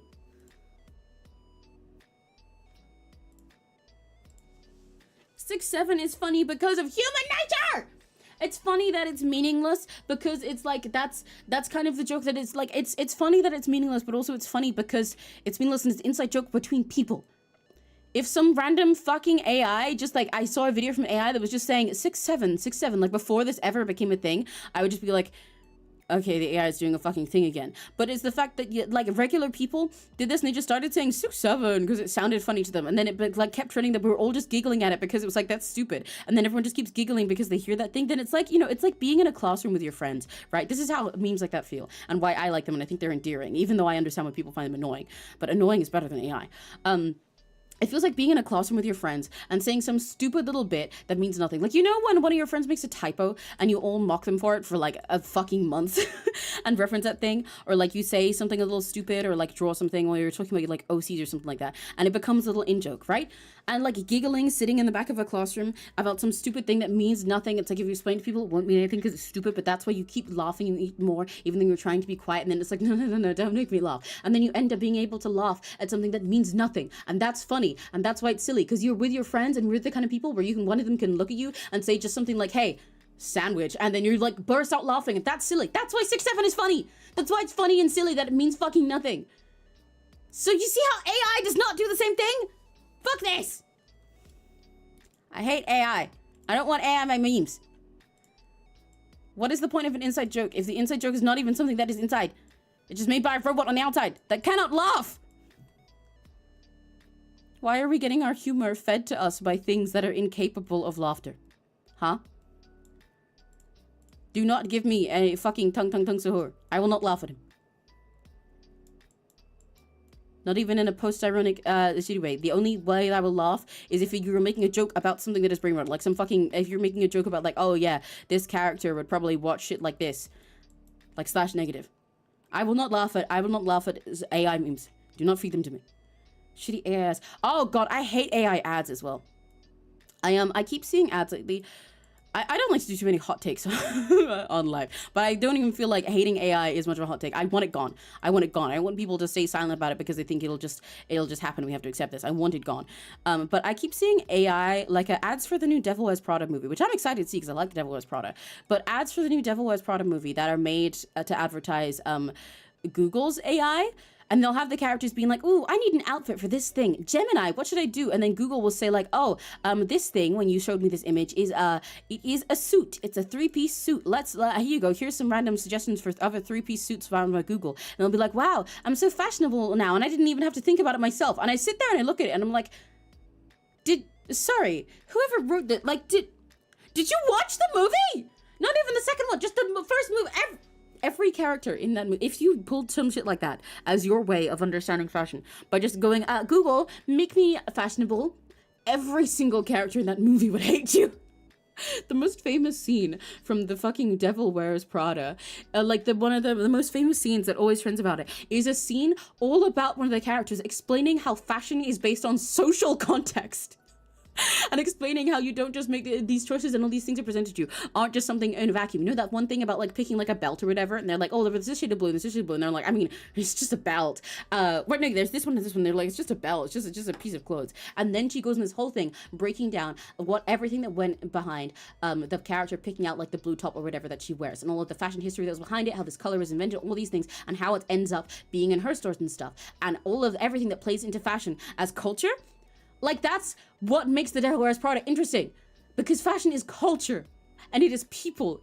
And, like, you should pick your things for yourself. But the whole point of that is you pick things for yourself, or you think about the culture around you. It is all based on you and what you want to put into the world. And then there's this fucking video for these ads. They're advertising the Devil Wears Prada by someone going, oh, Google, I need to be ready for the runway. If you tell me what the suit is, and the Google goes, it's a suit with 3 pieces. And they're like, wow, okay, now I know, and I'm just perfect. And it's like, no, you will show up there looking a mess, and everyone will think you're stupid. Because all you boiled down fashion to was an AI button. That's literally against everything the movie is about. What are we doing? What are we doing? I hate it here, bro! I hate it here! I want AI gone. I want it all gone. Using air... No, I do not think so, actually.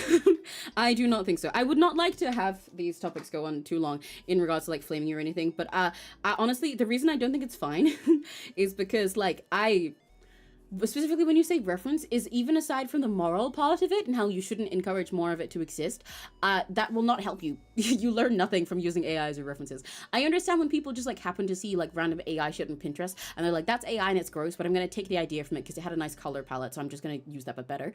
But you should never use it as a reference. It will not teach you anything. Because especially when it comes to art and stuff, because like using it as a reference is like the whole way that you learn when it comes to art or fashion or anything, or even just like learning stuff in like school.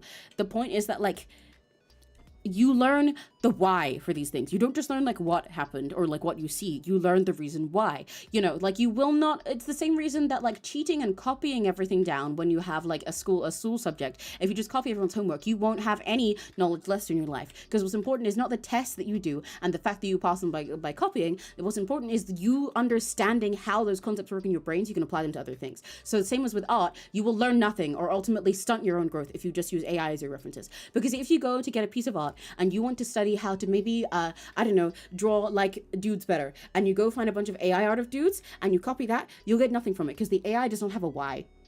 The AI does not know why it did that. The AI had no thought behind that. It did not make choices. It just copy pasted and spat out something until it looked vaguely right enough for it to get a pass. So it's like you're copying from someone who's already just copy pasting from like random assorted words from Wikipedia. It's random and it's just spitting stuff out. It doesn't have a thought behind it.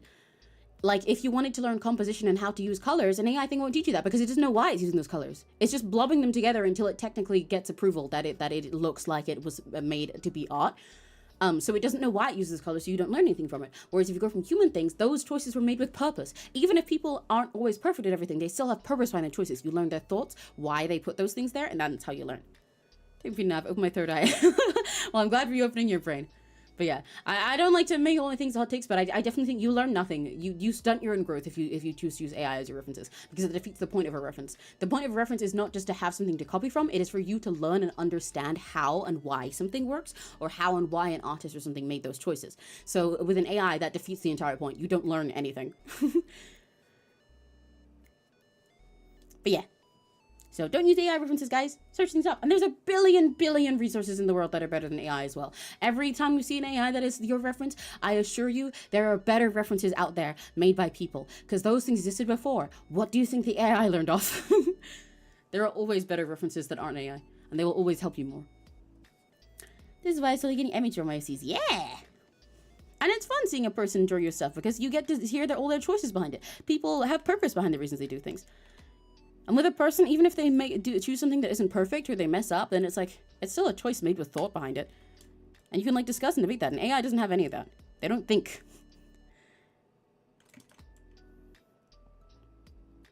The key word for AI is not intelligence, it is artificial. They don't know anything. They are incapable of knowing. Hi, Serena. Good afternoon. Sabella and Talir. I'm quite hungry, but I think I have a cookie next to me. I'm gonna eat my cookie. Do you guys want to bite of my cookie? I have a chocolate cookie from Subway from a couple days ago.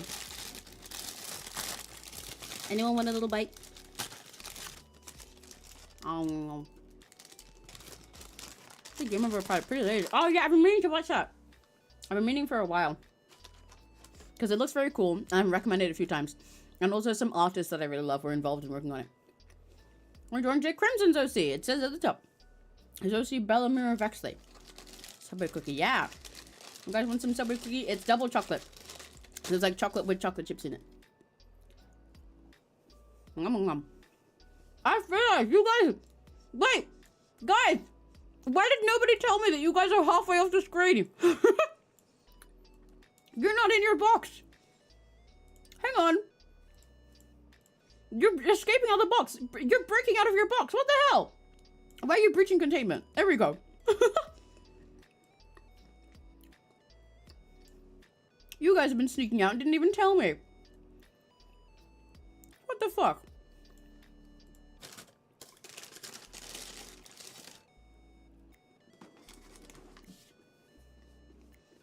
No, get back in there. You're not escaping today.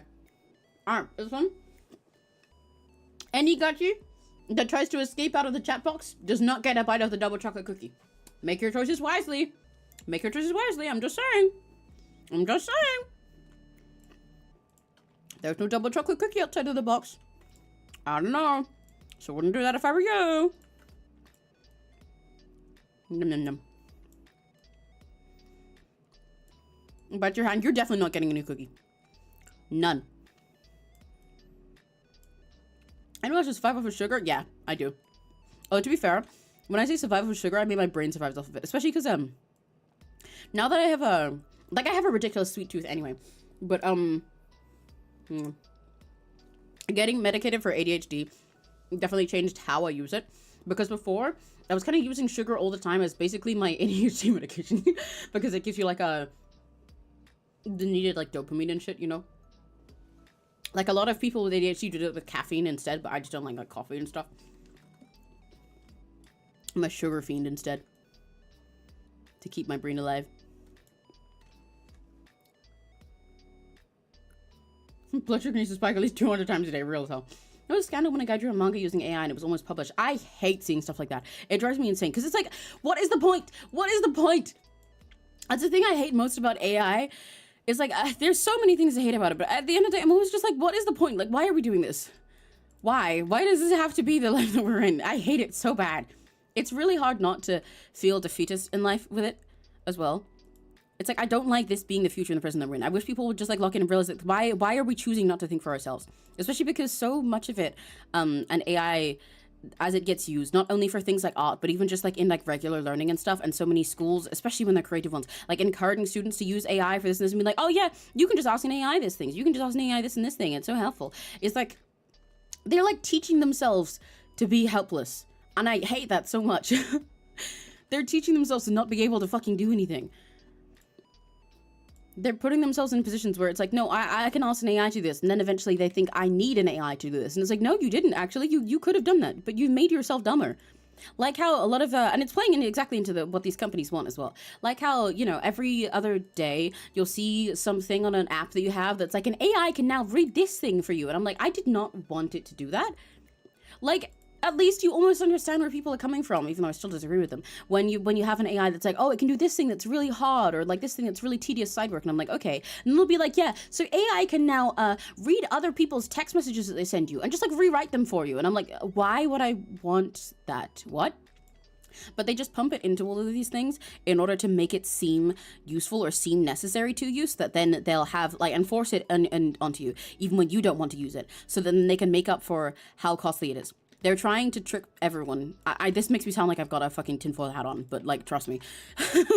They're trying to like convince everyone that it is necessary and justify its existence for the insane cost that these things take up.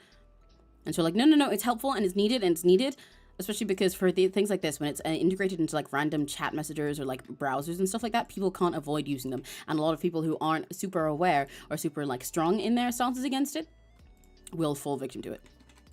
I hate it. Like all that news about like Google's AI, every time I have another new thing with Google AI, it pisses me off. They keep making it harder and harder to avoid using it, even when I don't want to use it and I think it's fucking useless and it doesn't help. And they're trying to make it do more and more things. It's like, now actually, AI will give you your answers, and you'll get things that are written up by AI, and it'll turn everything into AI. And I'm like, why would I want that? Why would I want that? So I search something, and instead of being able to search something and find a thing, it's like, yeah, I'll have the AI overview, which doesn't help and does not understand anything that I'm talking about, and then different AI answers, and then like the frequently asked things that are AI, and then some random product placement, and then maybe I'll be able to find what I want if I try, and I cry for 3 hours. I'm like, why? I hate it so bad. But it's okay, because I will not let it crush me. I am optimistic and awesome, and we're awesome and swaggers. And the best way to defeat it is to keep believing in human nature. Not only should you not use it and not like just let yourself fall into the, oh, use it for this thing, oh, use it for this thing. Keep being strong, and then you realize that you never needed it in the first place. And it will stop being necessary. Let your optimism fly high. Do not let yourself just become a doomer because of AI around you, or teach yourself that you cannot do any other option. You will be happier when you believe in humanity. Always.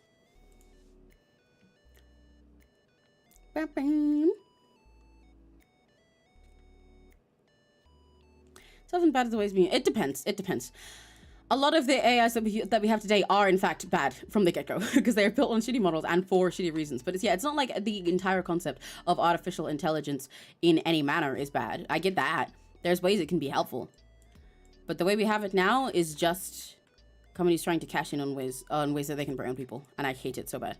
And just replace all of the point of humanity. Once again, as so many people say, why do we have AI that makes my art and like reads my books while I have to be stuck doing dishes and taxes? If we're gonna have AI doing everything, why does the AI not do my dishes while I create art and talk to other people? Why are we getting the AI to do the talking and searching and researching and just like the human part and learning? Why is the AI doing my learning and creating for me while I'm just left with the menial parts of life and just left to sit there and process it and do nothing? Why are we trying to turn all of ourselves into the fucking people from WALL-E? What? We have all this power to help people, and instead we're like, what if we just take the humanity out of everything? I hate it. And yeah, I hate getting AI made ads. Like, ads for AIs, like that Devil Wears Prada one, already pissed me off enough. But like, ads that are made by AI drive me insane. Keep seeing really ugly ones on Twitter that are like, they're meant to look like little like stop motion or something, but they're made with like shitty AIs, and it just looks really freaky and uncomfortable, especially when it's like AI that's going off like stop motion art. It's already bad enough when it's like regular animation or art, but when it's off something like stop motion, it's like, dude, Dude, the entire charm of that is all of the individual work that goes into moving each single piece, and you're giving me an AI that can't even keep the hair consistent. I think I'm trying to say words for this that are nice and safe. I will be on the news on The Sims tomorrow. In Sims, guys. In Sims. It really depends. I think it is still bad. I think it is still bad, especially in the way it's being used today. Because it's still, like, yeah, it's different in what it steals from. But the issue is a lot of the text-based ones, not only do they still steal from people's creativity just in a different form because it's not as visible to you, but also a lot of it just, like, takes away your ability to learn again. Like, I don't want Google. I don't want Google to have AIs that read everything for me and research everything for me and study everything for me. I don't want kids to be taught to not study and instead just get an AI to write everything. Because those skills are important for you just, like, having a brain. They're about your brain developing. I hate it. But anyway, I think I will draw the line on this conversation here. I think I will draw the line on this conversation here. Used to talk to my characters out the use of AI, yeah. You just gotta start role-playing them. Harder. You gotta start roleplay maxing, and it'll be more fun when you control it. But yeah, I'm gonna draw the line on this conversation here, because I do not want this to just turn entirely into a conversation of hot takes and AI stuff. I think I've said enough of my main piece. So I'm putting a line in the sand, and we will talk about something else. What's you guys' favorite type of cookie? Since we're having my chocolate chip cookie together. I've only had like half of it, so maybe if you guys give a really good answer, you can get an extra bite.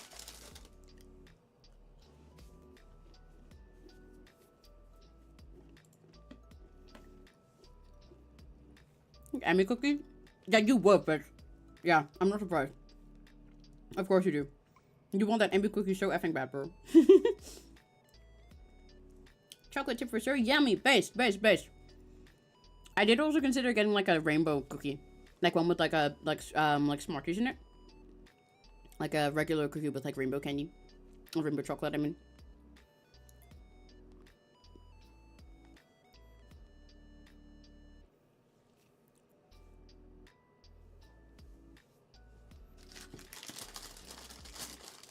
I mean, just so many. Yeah, exactly what I'd ever do. White chocolate? Yeah, you would.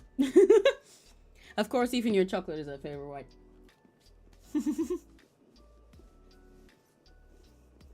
Peanut butter cookie, girlfriend kitchen. Hell yeah!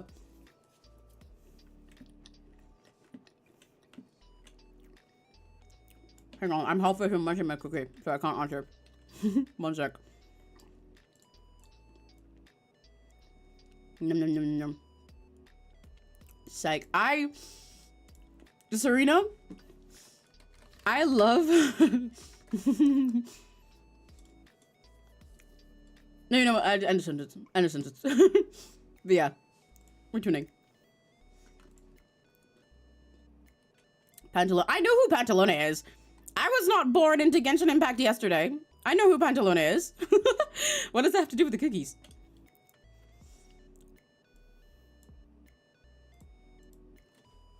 Nom nom nom nom nom.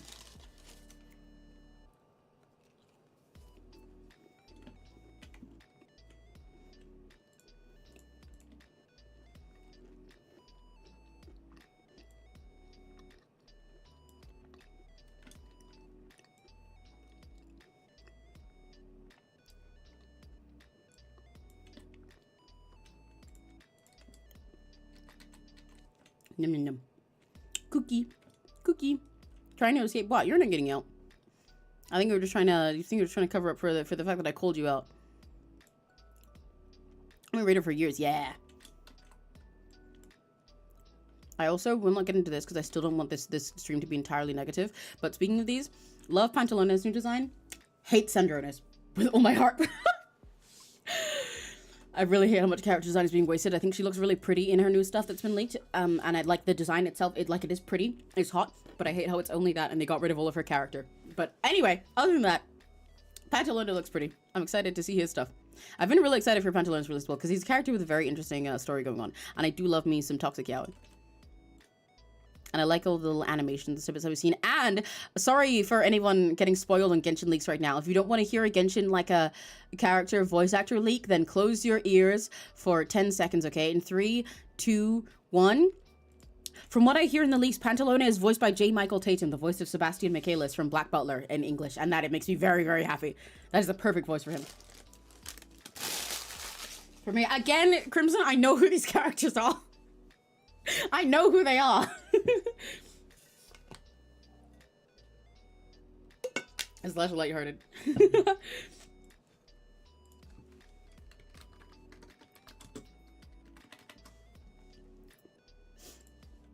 But yeah, I've seen Promea. I have mixed feelings about her design. I think her design is really cool when the jacket's on. I think it looks kind of stupid when it's off, but I like the design overall. They're new because I keep up with Hoyoverse. Yeah, I haven't played ZZZ yet, but I've said it many times that I want to. Yeah, I think Promea's design is really cool on surface level. I really like the whole jacket thing and like the chains and stuff like that. And all the restraints, very cool. I think it looks really stupid when it's off, and I kind of wish that if they were going for this sort of like a freak thing, it was all like all leather or something. Like, I don't have a problem with being skimpy. I feel like this is a misunderstanding a lot of people have when talking about these kind of designs. I made that color too stupid.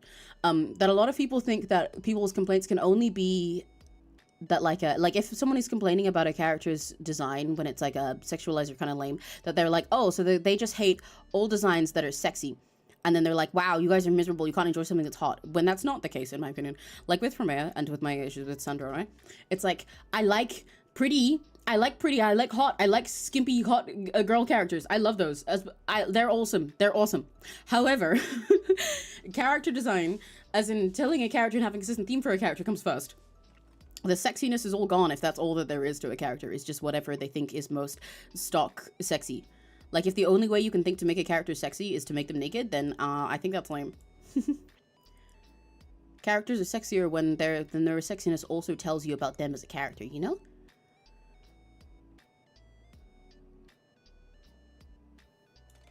Do I want that to be the sort of Jake silhouette?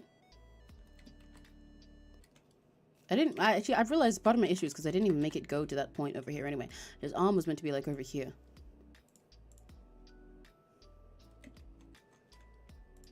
It's like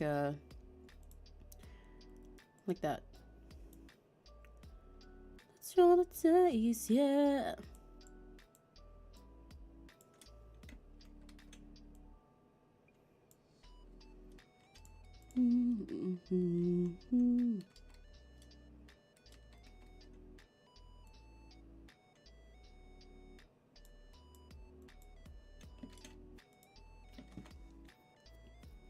I like you, pretty boy, specifically real.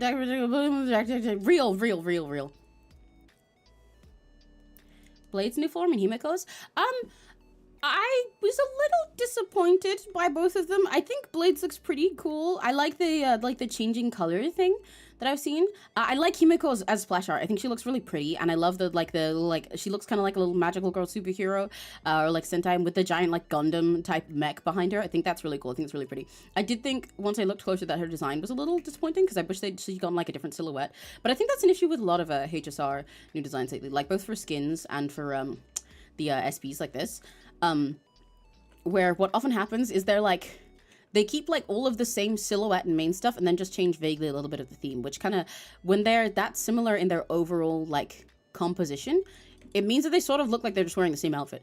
Like Blade is objectively wearing different stuff with his bandages and different accessories, but because he has the same overall shapes going on and same like big coat thing with like all this and this and the main colors, then it's like, that could have just been the same outfit. And with Himiko, she looks really cool, but also I think like having the same sort of thing with her hair and with her skirt length and shape is just like, we couldn't do anything else with the color arrangement with these vibes. You know, we could have pushed it a little further. We could have pushed it further. But yeah, Silver Wolf they did cook with. That one is also like very similar, but I feel like with Silver Wolf they kind of got the right balance where it's clearly meant to be similar because it's just her literally leveling up, but it's like when you see them side by side they look different enough. I do think they could have gone further with it, but I don't hate it. I think it's pretty cool. With Himiko's and Blaze I feel like a little disappointed because I wouldn't like silly, especially for Himiko's, because like all of her concept there is really silly and fun, so I wish that at least like the dress could have just been like pushed a bit further, you know, into something sillier fitting to the theme. But I like her overall. Versions of Xenoblade 2 female character designs. Yeah, exactly. It's really lame when people think that the only way a character can be hot is just by being naked. And they just like ignore all character personality for that. Because then especially when you complain about it, people are like, oh, what, so you hate all characters who are like skimpy? Wow, you're like a loser. Your life must be so sad. And I'm like, no, I like skimpy characters. But not every character needs to be skimpy in the exact same way. Not every hot woman needs to have the tiniest skirt ever. Like, that's not how it works. It's not sexy at that point if they're all doing it and you're just doing it because that's stock sexy and that's what you think the formula for sex is. That's not how that works. Having their own character comes first. And if it's out of character, then it's not hot anymore.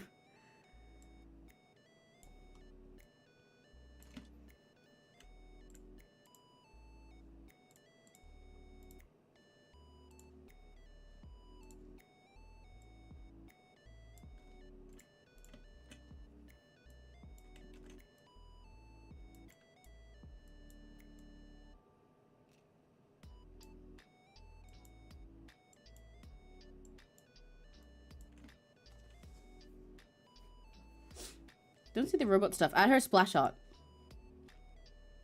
I did not say she had armor. I said in her splash art, she has an entire fucking Gundam behind her.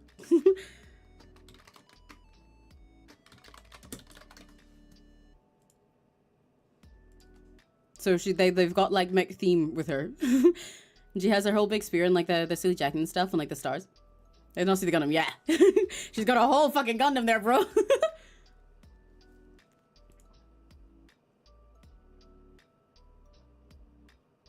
Yeah, so with that and all of the sort of thing she has going on with her like a jacket that makes her look like a hero and like the star headband and all of the star symbols on the rest of her outfit, I wish to just push the dress a little bit further to be a little bit more different in its overall silhouette and vibe compared to her regular form. I would have loved her to actually be armored, but I still think she's cute anyway.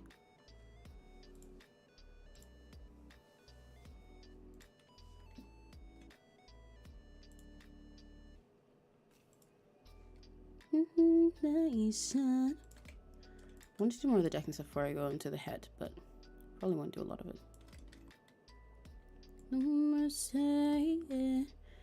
Where is this going? Like here. Would you go with me?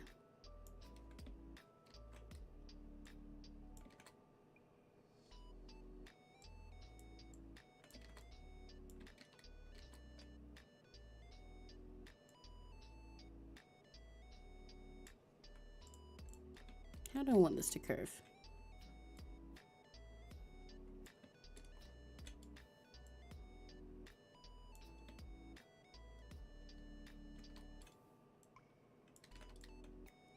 Put them up. I think I made one where she's on my. Yeah, I saw.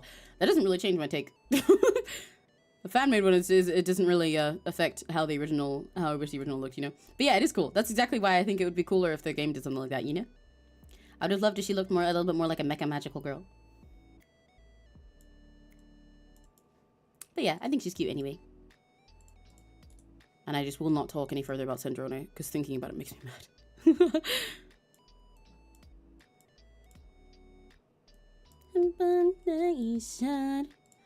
We've had a lot of hot takes today. Although, to be honest, I think most of my takes aren't even that hot. Most of them are like, I hate AI, and I want characters to be original and to be interesting. And I think originality comes before whatever is, you know, token script default of sexy. Which I think is not that hot of a take. I guess there's been a lot of things that irritate me lately. But I don't like dwelling in irritation. I like to fill my life with positive things so that I can combat all these things that make me mad by being proud of other stuff. And then it means that when these things do happen, I know what I stand for confidently. I know how to move on and make my life better. And not just suffer in it. It's nice to be optimistic. Optimism is a superpower. It's a strength. Don't let anyone tell you that it's just you being dumb happy. I think many people are stronger for choosing optimism. And it really is something you have to grasp by choice a lot of the time, I think. Do you know ZZZ has stand users now? I did not, but that also doesn't really surprise me for ZZZ. I don't want this hair to just be like such an infinite loop over to the side. It was meant to like go over more, so maybe I'll just give him more of these like ahoges. But I might just like think about that part in a sec. Or at least I need the hair to go like this.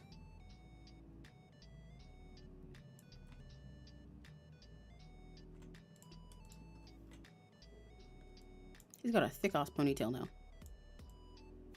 I'm imagining this as if he has like a ponytail coming from his ass. He's got a thick ass ponytail now. He's just wearing like a horsetail plug up there. Sorry.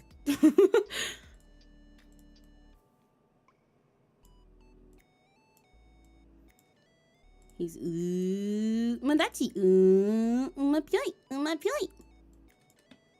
Sikadachi uma pioi uma sani it's fight.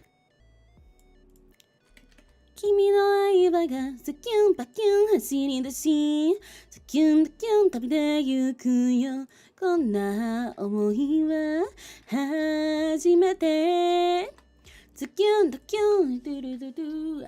No, super Vasi investment your mortal limits, no prepare for something. Yeah, but that is your own under preparation. That is tricking yourself. I think that's different to being optimistic, you know? You can be realistic with yourself and your own strength and still choose optimism, as in like choosing to believe in goodness and look for the best in things. I think you just got to find a balance between the two. Because, like, yeah, being blindly faithful and happily about everything and never addressing things that are hard or things that you cannot just forgive is obviously not great. You still need to balance both. But I think choosing to be an optimist in your faith in the world and in aiming for happiness, I think with people is a very good strength. How about a dream that you want? Have you ever had a dream that you want, you could, you do, you could, so you can, you could, you wanted, want to do? Yeah, I had a dream where I dreamed that I wanted to want to dream, but dream, do, dream, could, want, do, want, you know? And like now I know, you know, that like the knowing of the dream is like, I want to know a dream, you know, dream. Right? You know what I mean. Type shit. Let's roll the dice, yeah.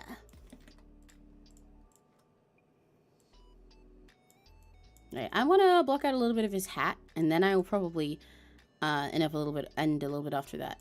Wow, I'm rhyming a lot now. Because, like I said, it is very warm, so I cannot stay in this stuffy room enclosed for super long. Especially while I'm recovering from my super grinding I did recently. I need to figure out what our schedule for next week will be like. Because I'm probably going to play a date with Tattoo on Monday, since I didn't get to do it this Monday. But I don't know exactly what I'll be doing for a lot of the week. I might do a couple work streams next week. What I might try to do is finally make a multiplayer Go room so that we can have that as a sort of fun thing in the middle of the week where you guys get to, you know, like join me in the room while we're playing in there. But a lot of the week might be work and art stuff because I have a lot of like deadlines and stuff that I need to finish up on. And I can't, you know, do all of that via just like streaming. Sometimes I'd be like, yeah, I have this to do and this to do, but I also want to stream at the same time, so I'll just fill this out and do things in between. But there are a lot of times where I have to lock in and be like, okay, bro, if I want to get this stuff done, then realistically I have to limit myself between the two. Because otherwise, if I try too hard to bite off more than I can chew, then what'll end up happening instead is that I just like I do streams where I have to cut them more short because I have other things to do. And then I end up not getting the other things done, and then I have to push them longer and have more time where we're like swarm between the two. Where it would have been easier to like balance them out and focus on the things that I need to focus on first, and then be able to have more time for silliness after. Oh, I forgot that I kind of needed to record for something I wanted to do today as well.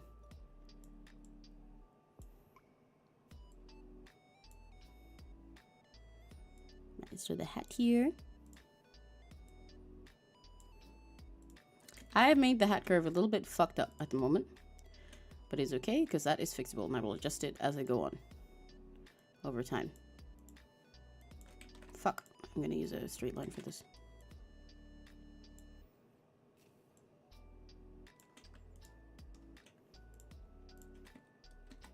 Yeah. Won't you go with me? Let's roll the dice, yeah. Okay, I'm gonna put this part in this color for now, just so I can separate it. This line for the ribbon. Fuck. Where is that connected?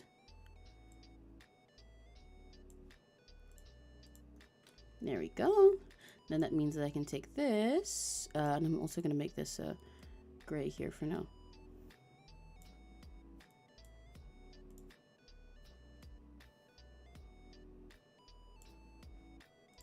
Anyway, then that means I can take this. And I can block out all of this space.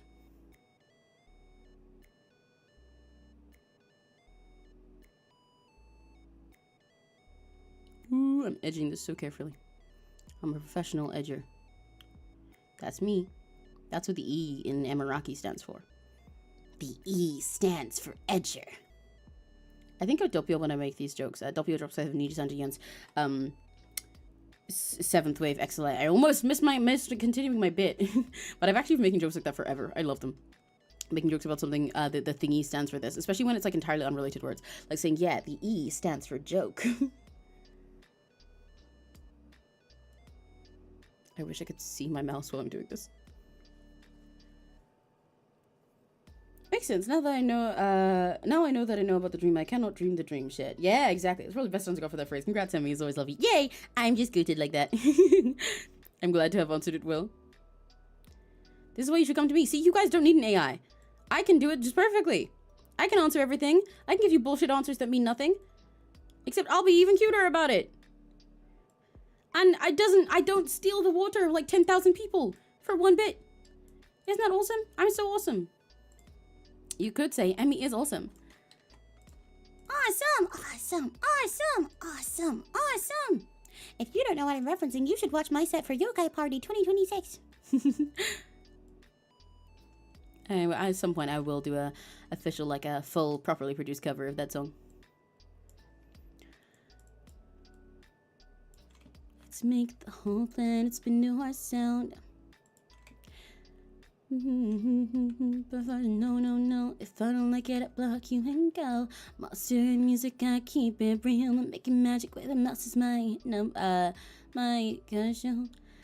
I'm never lonely in any new world. If I'm filled with sugar and sappy little words, check out my silly, stare at my silly swirls. Aren't they sweet? Spiral inside your mind until you'll be Rakigachi. Give me some more, give me some more, give me some more, give me some more. Let me hit my heart out and then yours. And burst it, I'd spin you, isn't it upside down or inside out?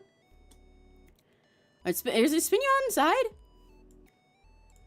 I forgot my own lyrics, because I changed those right before Yokai Party, but I used to have different ones. And I haven't sung in a while. Spin you on inside. Give me some love, give me some love, give me some love, give me some love. Charge me up with comments from above till I explode the timeline. Right, yeah, it's out inside, so I can rhyme with that. Give me awesome, awesome, awesome, awesome, awesome, awesome, awesome, awesome. Super inspired right now between you talking about believing in humans and art and from watching indie animation. I need to finally make some commission references. Simply have a theory of third text. You should! I love creating things. I think everyone should create art. I love humanity. I think everyone should keep creating art and being human. The best way to defeat AI is just to keep creating. Think about all the amazing, incredible things we've had recently and how people keep persevering and how humans can keep creating new styles and new ways to consciously do things and new ways to explore. We can keep doing that forever. AI can only mimic and fail at it. Stand against it. This is what I mean by choosing optimism. Stand against it by being optimistic and creating things. Make that fucking project. Start that comic. Draw your OCs. Write a song. Do everything. Just try it. Doesn't have to be good for straight away. What matters most is that you did it. And you'll learn more by doing things yourself than letting an AI tell you what you should think and feel. Yay! Trying something and falling straight on your ass and eating shit and then trying again is better. And it's something that AIs fail at and cannot achieve the emotion for it.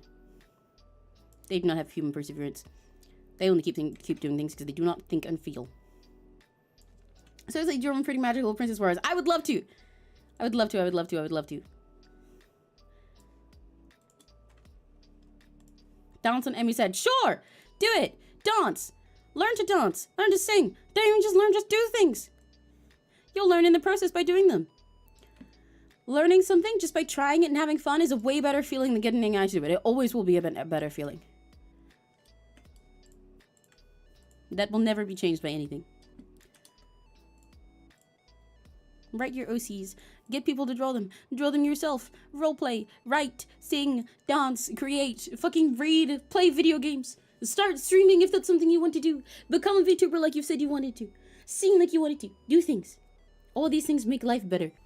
And you'll find so much more motivation and reason to keep going, continuing and fighting against stuff like AI by just trying to do stuff yourself. I believe in you guys. I believe in everyone. And I want to believe in everyone, and I will keep believing in everyone until it works. there are obviously situations in life and in the world where you cannot just have blind faith in some people that they will magically improve if you're just nice to them, or that you can, you can't always bend over backwards for everyone and just believe in everyone as not doing something cruel or not doing something consciously evil by their own hands.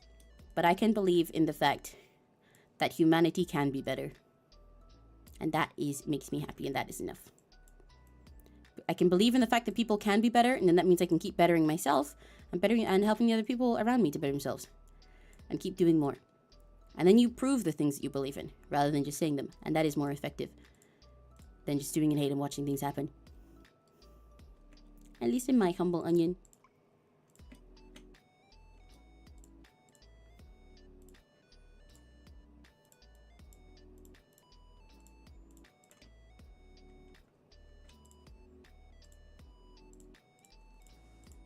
Yippee! He's getting eyes. Come on, be done with the catch reviews more. Loud and correct buzzer. I mean, to be fair, I was saying that for saying people who want to do that, because I know there's a lot of people who think stuff like that, like things like becoming a VTuber, and think like, oh, but like I want to try this and this thing, but like maybe I will one day, or when I'm good enough, or when I have this, or when I have the money for this. But hey, guys, if the only things that are stopping you are things like that, sometimes you just stop and think how I can overcome them rather than just like what is in my way. Because oftentimes, especially when it comes to things like VTubing, there's so many ways around. Oh, sorry, I hit my mic. Obviously, for things like your time and like the place you're living in, those kind of situations aren't always in your control. But there are a lot more things that are in your control than you think. So many people misguide themselves into thinking that they need a shit ton of money for VTuber models just because they've seen a bunch that cost a shit ton of money. And like, it makes sense why a lot of them are so expensive for like big fancy rig ones. I want people to get paid fairly, and it's a lot of work. However, that does not mean you need that. I know in your case, obviously, like I said, it's time and that's out of your control. But you should sometimes stop and think about all the things that you can do, because there's a lot more than you think. You don't need infinite money to get a VTuber model or model at all. I mean, I know I'm an artist, so I drew my own one, but also a lot of people just do like PNG stuff, and there's all those kinds of things as ways around. They'll let you try it out without spending a million things. And honestly, I don't think anyone should spend a ton of money when they first start anyway. You never should. When you're starting out something like VTubing, if you want to do it long term, you should spend as little as money as possible when you start, because then you can figure out what you like, and then you can spend money once you're committed to it. To start, you should just try. You can get like, you can even just have like a random fucking profile picture of yourself and just start practicing streaming for anyone who's struggling with things like that. And there's so many artists out there that you can get to draw things for you, even if it's just like a PNG that has a mouth open and closed, or even just that you have lighting up on screen. A lot of the VTubers that you guys will reference off as well as like what you want your models to be like, or your dreams to be like, or that you think are perfect and must have spent all these and these things on their stuff and known how to do it forever. Most of them probably started the exact same way. So many big VTubers started out as just some guy with, and like that's it. It's just some guy doing nothing and paying like £10 at most. Every pony starts somewhere. So this is why you should always just start doing things. Let yourself do things. Create things. Make your dreams come true. No one else can make them come true for you. If you don't do it, then who will? Again, obviously, that doesn't mean that all situations are under your control. There's plenty of things in the world that can stand in your way and make things hard. And you can't always defeat those or, like, beat yourself up for not getting them. But when it comes to stuff where the real thing that's stopping you is just like, oh, I can't because I shouldn't, or I don't have this thing or this thing, then sometimes all you really need to do is try. Like, yeah, I want to make this one day, but not yet. Then sometimes you got to stop yourself and ask, why not yet? Why not? If the answer is ever, I'm not good enough, then that's not an answer. That especially when it's in a world where AI and stuff exists. People will look at AI things and consume them, even though it is evil slop and half the time doesn't even look good. It doesn't even look good at pretending to look good from the AI stuff. So why should you ever doubt yourself? When at least, even if you make something that that looks weak or looks amateur, it will still have thought behind it. You'll still have reasons behind it. It'll always be better because it is made by you. And genuine love always shines through for this stuff as well.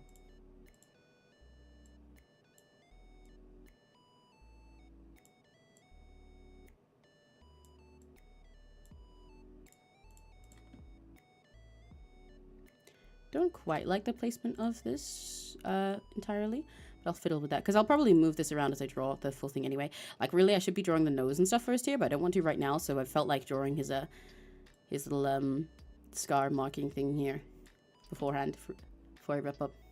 Because what I was thinking of doing, presuming this is just like a part of his face, I'm assuming it's related to the stitching stuff, then I thought it'd be fun to sort of extend that over here as a stitch thing. But also make it look like it's like stars. So it's like for the sake of being a showman, he can pass it off as just like a pattern thing, if he wishes. Place over stitch. Yeah. I'm gonna keep the sort of thing it has, but also make it look more like a stitch. Or like a scar.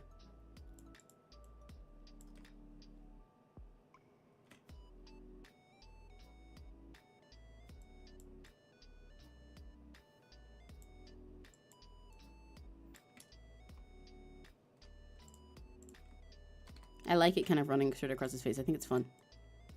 And yeah, I like the idea that when he's on stage, you can almost pass this off as if it's just like a weird marking for the sake of like circus bullshit. And not freaky Palamortis scar. I might change that middle one because it looks too much like it's part of his nose. But I will think about that more later.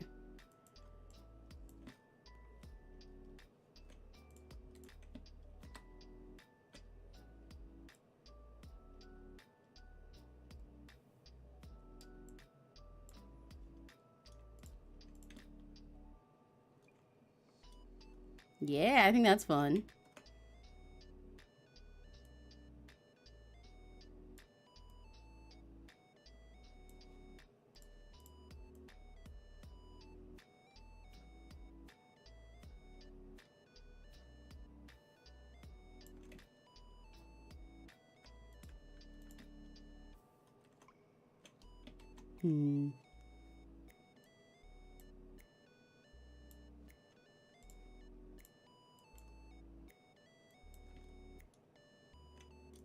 Don't really like that little lip I just did. I think it's a bit freaky in the wrong way. Yeah. I'm still debating the idea of giving him teeth of another color. Like, red is definitely too edgy. But he feels almost like he should have them in, like, fucking orange or something.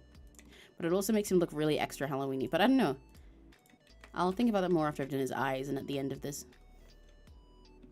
But yeah, for now, even though this is only like a halfway through the color process, I'll probably wrap up around here after yapping to you guys a bit more, because I have, very limited time that I can survive in this room today. It is very hot, and I am very, very tired after a lot of things I've been doing lately. I did say before, I need to figure out my schedule for next week, because I have I'll probably be doing Date with Death on Monday. I'm not sure what for the rest of the week. I think I will do that plan I said of making the public Go room, and I'll make sure to announce it on like YouTube and Discord and stuff for anyone else who has the game or wants the game, so they know in advance that next time I play Go, you guys will be able to have your little avatars hang out in the room with me, which will be cute, so we can study and work together. I'll probably try to squeeze in an art thing. For any art that I can draw while on stream, like maybe finishing up more Mirage's thing or something like that. But yeah, I've got lots of art and stuff to do. But we will keep our regulars of our gaming and probably an MS Paint at the end of the week. But yeah, other than that, I will let you guys know. Probably tomorrow is when I'll do my schedule. So tomorrow. Yeah. For now, even though this was a short one, thank you guys for hanging out with me. And when I see you guys on Monday, I should have all of my energy and my superpower in my body back. Yeah. I hope you guys have a fun day. And like I said, remember, make that project. Follow your dreams. Chase your dreams, because no one else can chase them for you. And you are always more capable of building the dreams that you want than you think. I believe in you. If I got here and I can chase mine, then you can do yours too. I love you guys. Believe in human creativity and make stuff and be awesome and have fun and have a good day. And also make sure that you drink water, especially if you're British and it's really fucking hot right now. Drink lots of water, please. Other than that, I will see you guys on Mondays. If your day's about to end, then 𝘆cie𝗂𝗿. And if it's just getting started, have a very lucky day. Bye bye. Thanks for hanging out with me for a very short little skitting time. 짠해.